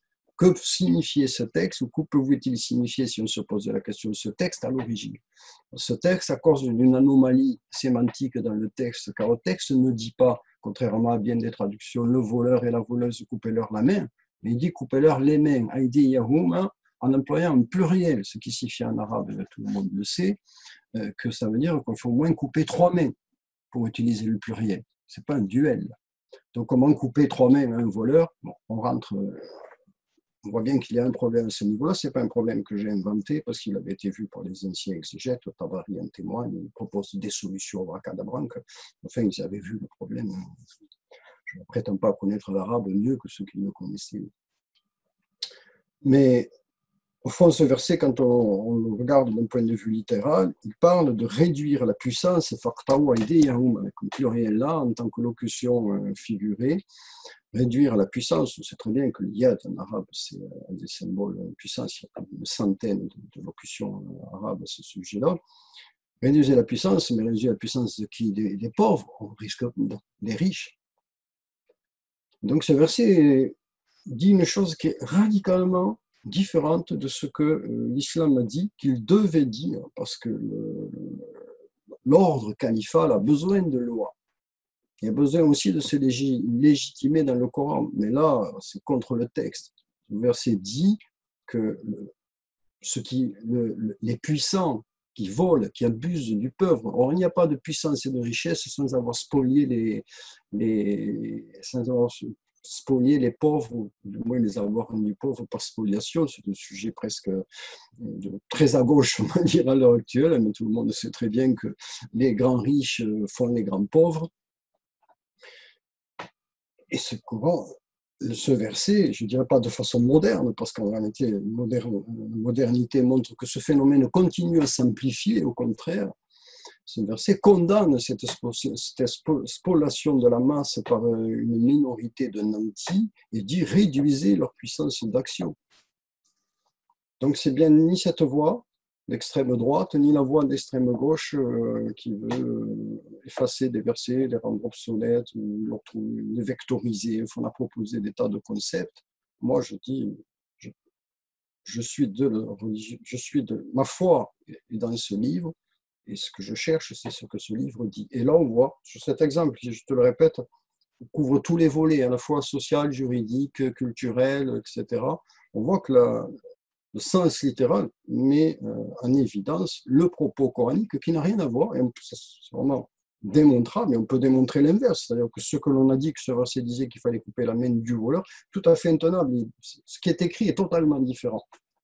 C'est un pluriel, 3 mains par voleur ou par voleuse, quelque chose qui doit interpeller. Or, on sait d'un point de vue sémantique une chose évidente, c'est que lorsque une locution lorsqu'une expression ne fait pas sens de manière concrète, c'est donc qu'il faut l'entendre au figuré. Voilà, donc c'est le cas là, précisément. Donc voilà ma position par rapport à... Et à chaque fois que j'ai étudié un de ces aspects-là, je suis retombé sur un propos là dont on voit bien qu'il est universel et intemporel. Donc la question de l'obsolescence ne se pose pas. S'il y a obsolescence, l'obsolescence, c'est des avis de l'islam. C'est ça qu'il faut revoir, mais pas les versets du Coran. Ce qu'il faut déclarer inadéquat à l'heure actuelle, c'est les interprétations que l'islam a fait du Coran, mais pas les versets du Coran, parce que les versets du Coran, si on voit au sens littéral, ils font toujours sens, ils sont intemporels, ils sont universels. D'ailleurs, si le sens littéral mis méthodologiquement en avant ne remplit pas ce cahier des charges, c'est que donc il y a une erreur dans le processus et il faut revenir en arrière. Car nécessairement, ça doit avoir cette nature-là. Ce sont deux caractéristiques, cette universalité, cette intemporalité, que le Coran énonce lui-même. Donc on les prend en compte. Là, on voit aussi clairement que dans ton analyse du Coran, tu essayes de revenir justement à l'énoncé au sens minimal, et alors que ce qui est extrêmement en jeu aujourd'hui, de tout temps, c'est les usages, les mésusages, les interprétations qui se disputent. Et tu avais dit tout à l'heure une phrase que j'ai trouvée très intéressante, sur laquelle tu as dit que d'une certaine manière, l'interprétation du texte ou bien les disputes interprétatives ont quelque part sauvé le texte, et quelque part on pourrait dire que ça garantit sa véridicité. C'est intéressant. C'est-à-dire que d'un côté, dans ta démarche, tu sembles t'éloigner éviter le plus possible l'inclination à l'interprétation, et en même temps, on voit que cette interprétation qui est le fruit, qui est la preuve vivante, voilà, de la réception du texte, c'est aussi ce qui, quelque part, le protège. Donc ça, je trouve ça très... très paradoxe. Voilà, C'est un paradoxe. Je trouve ça très intéressant. Je ne voudrais pas donner l'impression que tu es forcément, disons, quand tu proposes cette analyse non interprétative, tu n'es pas contre l'interprétation, mais tu tends vers un effort autre. Alors, essayons, est-ce qu'on peut résumer la chose comme ça? Parce que, disons, l'interprétation, c'est la pente naturelle, je veux dire, voilà. Mais c'est un effort qui permet voilà, de revenir au texte et disons, à son énoncé, disons, essentiel. Je voulais évoquer un exemple sur lequel tu as travaillé, celui de l'analyse du verset 7 de la troisième sourate Al-Imran, donc le fameux verset qui est un travail sur les versets clairs, les versets univoques, c'est ça? Univoque et puis sur les autres, et les autres versets, mutashabihat en arabe, et qu'on a traduit par versets figuratifs ou versets ambigus. Et donc, ce que je trouvais intéressant, puisque toi tu affirmes que le Coran est univoque et explicite, si on prend dans ce verset, alors évidemment ce verset a fait l'objet d'un très grand nombre d'analyses, d'interprétations, d'explications. C'est un verset fascinant. Mais si on prend l'idée qu'il y a, dans ce verset, il y a l'affirmation que c'est un verset qui parle en métatexte, hein, il est autoréférentiel, donc il se décrit lui-même. Et donc, si on part de la traduction, de la compréhension des versets ayat mutashabihat par des versets, disons, figuratifs ou ambigus, ou voilà, qui se prêtent à l'interprétation par rapport à des versets clairs et univoques, hein, nous arrivons aussi avec la question du point après, et nul n'en connaît l'interprétation sinon Dieu. Il y a la question hypothétique du point, faut-il marquer l'arrêt à ce passage-là ou bien y a-t-il une continuation? Du point de vue logique, c'est à la fois un verset, bon, moi j'ai travaillé un peu sur ce texte, hein, et sur son autoréférentialité, et qu'il est à la fois un verset clair et un verset ambigu, dans le sens qu'il est censé statuer sur les versets du Coran, et si on regarde la traduction de Mutashabihat par des versets qui se prêtent à l'interprétation, qui ne sont pas univoques, on arrive à une sorte de contradiction logique, un peu comme ces fameuses contradictions de théorie des ensembles qui avaient été développées par Russell, que je pourrais mettre en exemple. C'est des cas de boucles, voilà, de contradictions logiques, mais qui ne signifient pas non plus, disons, une faille ou un hiatus, mais qui sont aussi prétexte à, disons, à une métalogique.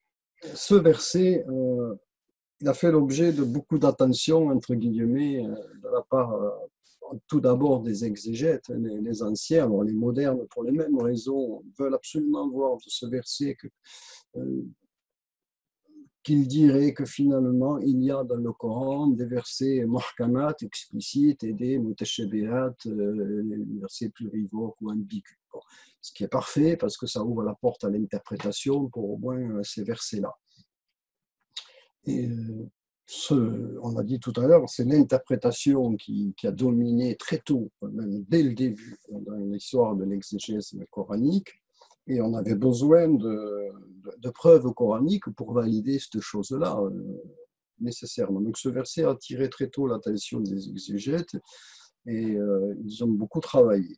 Enfin, le texte reste, c'est toujours ce fameux paradoxe, ce qui est pour moi fondamental, parce que si historiquement les choses s'étaient déroulées autrement et qu'on ait pu réintroduire dans le texte une partie de l'interprétation, comme c'est le cas autant pour l'Ancien Testament que pour le Nouveau Testament, à la limite le dossier serait classé, ou alors il faudrait aimer la spéculation intellectuelle, etc., ce qui n'est absolument pas mon cas. Moi je suis un peu simple d'esprit, ce qui m'intéresse, ce n'est pas les problèmes, c'est les solutions. Alors, quand on revient à ce verset, finalement, il dit « Anzal alayka al-kitab minhu ». Alors, normalement, on ne le coupe pas là. On dit « Anzal al-kitab minhu ayatun muhkamatun ummul kitab ». Seulement, en réalité, il est dit « Anzal alayka al-kitab minhu », c'est-à-dire le Coran a été révélé de sa part, minhu, de la part de Dieu. Et ça dit donc à ce moment-là « ayatun muhkamatun », des versets Muhkamatun, c'est vraiment des versets explicites, droits, qui sont jugés très clairs. Huna Ummul Kitab, en fait, ça veut dire qu'elles sont le cœur même du livre, de la révélation. Wa ukhra mutashabihat. Alors justement, toi, tu vas proposer justement, une traduction. Oui, parce qu'on a vu le Coran, si le Coran d'un côté se déclare Mubin, et que de l'autre il se déclare mutashabihat au sens de qui sont ambigus, il se contredit. Donc, pour moi, dans les 5 postulats coraniques du sens littéral, il n'y a pas de contradiction. S'il y a une contradiction, c'est qu'il y a une des propositions, un des termes de l'équation qui n'est pas correcte. Mais mutashabihat, quand on y revient au terme lui-même, en tant que participe passif de la forme 6, oui, je pense, le sens, c'est qu'ils sembleraient être ambigus. Ce n'est pas qu'ils le sont, ils sembleraient l'être. Et c'est renforcé directement par le texte, parce qu'il est dit « Fama fil lazina qulubu zayrun fayattabi'una ma tashabaha minhu » Ça précise, et ce morceau, on ne le voit jamais apparaître dans un discours, pourtant il est extrêmement clair. Il dit « Et ceux donc qui ont dans le qulub ici, qalb, c'est vraiment l'esprit, hein, c'est pas le cœur, c'est l'esprit au sens sémite du terme, qui ont une déviation, zayrun.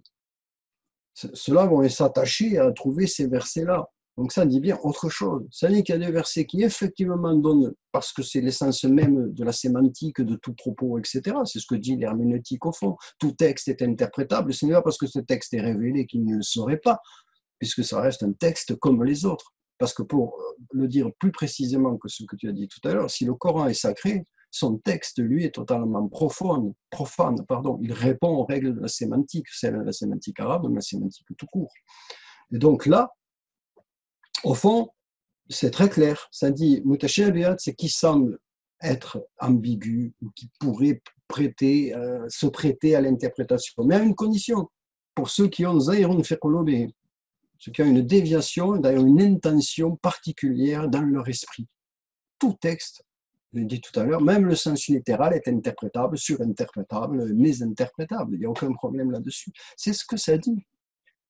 C'est pour ça que l'histoire du poète à la fin, voilà, ya'lamu ta'wil. Alors, le ta'wil, là, c'est un mot fondamental, parce que awala, c'est revenir à l'origine, et le ta'wil, finalement, c'est le sens premier. Ce sens premier, c'est le sens littéral, ni plus ni moins. Ne le connaît que Dieu. On s'arrêterait, et puis ceux qui les enracinés, cela se contenterait de dire, oui, bon, on reconnaît que ça vient de notre Seigneur. Bon, déjà, ça ne fait pas beaucoup pour des gens qui sont enracinés dans la science. Mais ce ta'wil, qui est le support de ce qui est expliqué de manière mobile, explicite, il est accessible à ceux justement qui le connaissent. Le connaît Dieu, parce que c'est l'intention de l'auteur qui est là, et le connaissent aussi ceux qui pratiquent le texte, mais de manière honnête, pas avec une intention d'interprétation. Ceux-là vont trouver le ta'wil. Entre les deux, on a dans la théorie des trois intentions, l'intention du texte, d'ailleurs que tout texte est considéré pouvoir transmettre ce que l'auteur voulait dire, mais que les limites sémantiques font que de toute façon, il y a une certaine variabilité. Il y a des structures sémantiques qui sont suffisamment raides, possibles par telle ou telle langue, etc. D'autres qui sont nécessairement plus facilement exploitées. Et le caractère polysémique de l'arabe n'aide pas les choses, au contraire.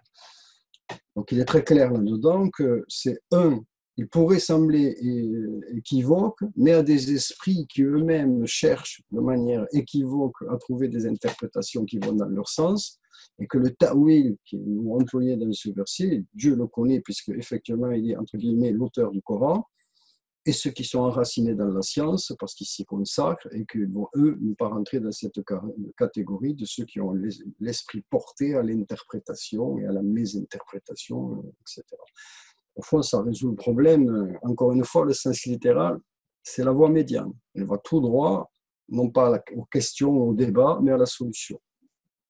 Donc, ce verset, si l'on peut dire, ce que tu apportes, toi, c'est la différence qui fait la différence, si on peut dire, c'est cette traduction que tu proposes du mot de ayat mutashabihat, qui ne sont plus des versets figuratifs ou qui prêtent ambigus ou qui prêtent à l'interprétation, mais ce sont des versets qui semblent prêter à l'interprétation. Donc c'est une différence fondamentale parce que dans cette logique, tu évacues dans ce texte autoréférentiel la contradiction interne voilà, et il faut l'évacuer. On ne peut pas la conserver. Voilà, elle est évacuée selon. Il faut apporter la bonne solution dans le terme de l'équation et le résultat, à ce moment-là, tout est cohérent. Donc, pas le bon choix. Le bon choix lexical, c'est celui-là. Et il est réellement lexical, il est dans les dictionnaires, et il est dans l'étymologie et dans la forme même du mot. On ne comprendrait pas que Dieu ait fait révélation aux hommes. A priori, la dernière révélation. On ne comprendrait pas que, je mets des guillemets partout parce que j'ai du mal à dire une chose pareille, que Dieu finalement se soit amusé à mettre des versets qui seraient ambigus pour nous égarer. Le principe même de la révélation, c'est la guider. C'est dit dès le Surat al-Baqarah, Hudan lil-Muttaqin. Et à côté de ça, il y aurait une intention divine pour égarer les gens. C'est juste inconcevable. D'un point de vue théologique, c'est une idée irrecevable. Pas en tout cas dans l'idée du tawhid et d'une idée de Dieu qui n'est pas anthropomorphique. Dieu ne s'amuse pas comme un homme pourrait le faire avec un texte, etc. Son intention est extrêmement claire, son texte doit être clair. Maintenant, l'esprit du receveur, du allocutaire, l'homme, lui, c'est tout le contraire. Et en ce sens, réellement, l'homme n'est pas à l'image de Dieu. Et tant mieux. Donc, par rapport à ce verset-là, ça dit bien qu'en réalité, c'est l'esprit de l'être humain qui est ainsi fait. Et qu'il va exploiter lui-même les limites de la langue. Quelle que soit la langue, elle a des limites sémantiques. On peut tout interpréter. C'est très connu, c'est enfin l'herméneutique ou en linguistique. Si je te dis « Salut Reda, comment ça va ?» Tu peux me répondre ce que tu voudras, mais tu peux aussi penser « Pourquoi il me demande si ça va? Il y a un problème, il est au courant de quelque chose. » Tu vois? Donc l'interprétation est dans les choses les plus évidentes. C'est surtout d'ailleurs l'interprétation paranoïaque qui est la plus riche, au point de vue qu'en médecine, au point qu'en médecine, la paranoïa, c'est vraiment la pathologie de l'interprétation organisée, rationnelle. C'est d'une rigueur, le délire paranoïaque, c'est indestructible. Et les personnes le croient parce que c'est extrêmement construit, son délire paranoïaque. Mais c'est l'interprétation la plus facile, l'interprétation paranoïaque. On ne sait pas ce qu'on fait pour le Coran, mais c'est ce qu'on fait quand même, de l'interprétation. Et ça ne veut pas dire que le texte, lui, est ambigu ou univoque. Ça veut dire que toute structure textuelle, quasiment, peut être interprétée. Et c'est avec une grande acuité que le Coran lui dit lui-même. Et il nous met en garde dans ce verset. En disant, vous voulez connaître le ta'wil, le sens premier que moi j'ai révélé minhu dans ce Coran, alors ne faites pas cette démarche qui consiste avec un esprit tordu, Zayon, parce que c'est le lexique de l'époque, hein, la langue arabe, faut-il le préciser, à l'époque, il y a quasiment zéro concept, c'est une langue très concrète, donc le Coran est obligé d'utiliser ce vocabulaire et de le reconceptualiser. Mais si vous voulez connaître cet ta'wil, ne faites pas cette démarche de l'interprétation, ne tordez pas le texte, Zahir. C'est ce que ça dit de manière, pour moi, tout à fait explicite, et encore une fois, pour des raisons de cohérence interne, alors que là, il est en autoréférentialisé, il se tirerait une balle dans le pied, en quelque sorte. À ce moment-là, ce n'est pas un texte auquel on peut donner de la valeur, parce qu'on ne peut pas dire que c'est un texte révélé de la part de Dieu. Que quelqu'un l'ait écrit à l'époque, je veux dire, à ce moment-là, il n'y a aucun souci de ce côté-là. J'admettrai ce point de vue, il se discuterait. Moi, en tant que croyant, en tant que musulman, et c'est ma limite, même en tant qu'islamologue. Je ne peux pas me situer du côté du déni de la foi ou du déni du texte coranique. D'autant que finalement, ce que je te disais tout à l'heure, l'interprétation, on peut montrer historiquement comment l'interprétation a protégé le texte. Et on a, j'ai un article en préparation sur ce sujet, dont le titre est à peu près l'authenticité du Coran, quelques éléments de réponse, qui justement ne se base pas sur des éléments historiques, mais sur des éléments textuels. Montrer que finalement tel verset à tel endroit prouve, ou son sens littéral, qu'au fond on n'a pas modifié le texte, on a laissé le texte en l'état. C'est le cas là, hein. Ta'wil, c'est le sens premier, on le traduit par interprétation. Ce qui est, là aussi montre comment finalement on est dans des paradigmes très différents. Le ta'wil, c'est le sens premier, ça signifie le sens que Dieu a voulu dire, quelle était l'intention de l'auteur quand il a fourni ce texte-là. Donc l'intention du texte, c'est de dire exactement la même chose. C'est clair.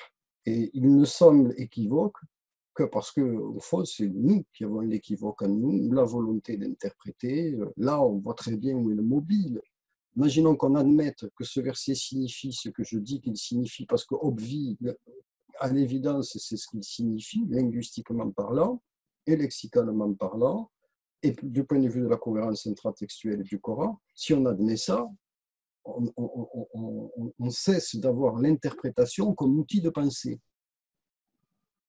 Alors tout ce qu'est la pensée moderne, la pensée islamique, le réformisme, etc., dont le seul outil pour produire est l'interprétation, il se suicide.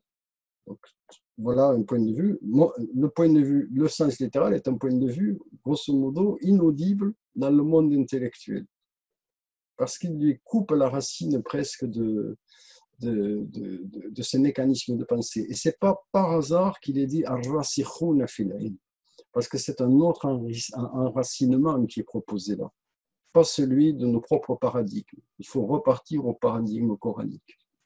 Et on en a cité plusieurs. Alors, est-ce que l'on peut dire que rasikhuna fil ilm, ceux qui sont enracinés dans la science, sont des êtres exceptionnels, admirables, qui ont la capacité d'accéder disons, au sens premier de ces versets mutashabihat, de ces versets... Non. Ça serait vraiment dommage qu'un texte qui s'adresse à l'humanité ne puisse être compris que par une minorité. Mais justement, la notion d'enracinement là, s'oppose à la notion de zahir al-qulub. Vraiment d'avoir une pensée, c'est pas tordue, parce que ça serait traduire bêtement, mais d'une pensée qui est dès le départ intentionnée. Par contre, la notion de racine, c'est se laisser descendre au texte lui-même, ne pas avoir l'arborescence de sa pensée, qui, elle, est interprétative, mais revenir à la racine, c'est-à-dire au texte lui-même, et se laisser de nouveau porter. Le sens littéral dans cette image-là serait le tronc. À mon avis, c'est juste qu'on a tous été conditionnés depuis plus de 1000 ans à comprendre le Coran d'une certaine manière. Donc ce travail de déconstruction, qui est plus que du travail d'élagage de cette arborescence, c'est celui-là qui est difficile à l'heure actuelle. C'est une vraie ascèse intellectuelle. La méthodologie d'analyse littérale du Coran aide justement à court-circuiter les interprétations au fur et à mesure qu'elles se présentent, parce qu'elles surgissent toujours. On n'est pas naturellement neutre. Mais pour faire ce retour à la racine, ça ne demande pas une compétence intellectuelle particulière, ça demande une éthique intellectuelle particulière et des habitudes que l'on n'a pas. Nos habitudes, et plus on est dans le monde intellectuel, plus c'est vrai, elles sont purement discursives, spéculatives, etc. Il y aurait, réducteur, ça ne veut pas dire que c'est pauvre, réducteur. Mais ça veut dire, il y aurait un effort de parcimonie, si je puis dire, dans cette approche. Aussi. Hein, c'est qui est de dire ce que dit le texte. Parce qu'après, on peut produire autant de textes que l'on veut. Ce que je disais tout à l'heure, par exemple, sur le fait que ce verset ne disait pas de couper les mains des pauvres, mais de réduire la puissance des riches. On peut vraiment ouvrir la porte à un discours à l'heure actuelle très humaniste, une nouvelle économie, etc., etc. Donc on peut produire, mais on ne peut pas dire que le Coran aurait dit tout cela. Ce qu'il n'a pas dit, parce que des fois le sens littéral, c'est presque ce que le Coran n'a pas dit, c'est déjà très important de pouvoir le montrer. Il n'a pas dit que les riches avaient le droit de couper les mains des pauvres. Et il a dit à personne d'ailleurs, il n'y a pas de sujet du verbe qata'a là-dedans, couper. Il a dit qu'il y avait un principe que lui n'admettait pas et qu'il fallait intervenir, c'est qu'il y ait des minorités qui spolient la majorité de leurs biens. Ensuite, il a laissé les hommes libres d'agir comme ils l'entendent et de comprendre, d'interpréter surtout et de mettre en œuvre aussi selon les circonstances, etc. C'est ça qui permet de continuer la polyphonie d'un sens au départ monosémique. Cyril Moreno-El-Ajami, on a eu l'occasion là de voir, voilà, disons, expliciter la méthode que tu as mise au point d'approche et de compréhension du Coran. On a vu à travers quelques exemples précis comment tu procèdes et je suis sûr que disons, tes travaux qui sont déjà disponibles sur ton site Que dit vraiment le Coran, ainsi que sur les ouvrages à paraître. Donc, je sais que tu as un livre Que dit vraiment le Coran, justement, qui va sortir prochainement à l'automne, plus ta traduction et commentée du Coran qui vont aussi apporter un grand nombre d'éclairages. Et en tout cas, c'était passionnant de pouvoir voilà, découvrir cette approche qui est une voie tierce. Hein. Tu proposes une analyse qui met l'accent sur un sens minimal, donc un effort intellectuel, mais qui n'ajoute pas forcément quelque chose par rapport à la masse, mais qui peut-être, voilà, qui relève d'un effort de parcimonie et qui n'est pas sans lien aussi avec l'effort spirituel. Donc, voilà, je pense que tu nous as ouvert un peu ton univers, qui est l'univers du Coran, et le Coran qui parle à tous les musulmans. Je pense que tes travaux qui sont déjà très suivis auront, je pense, à l'avenir un très grand écho. On aura, j'espère, l'occasion donc de poursuivre notre conversation créatrice. Cet entretien porté essentiellement sur ton travail sur le Coran, mais justement, ce qui sera intéressant de voir au cours d'un prochain entretien, ça sera de voir, voilà, à partir de ce travail, comment on aborde l'islam, l'islamité, le rapport au religieux, le rapport au social, des questions plus contemporaines. En tout cas, c'était un plaisir de m'entretenir avec toi et je te dis à très bientôt.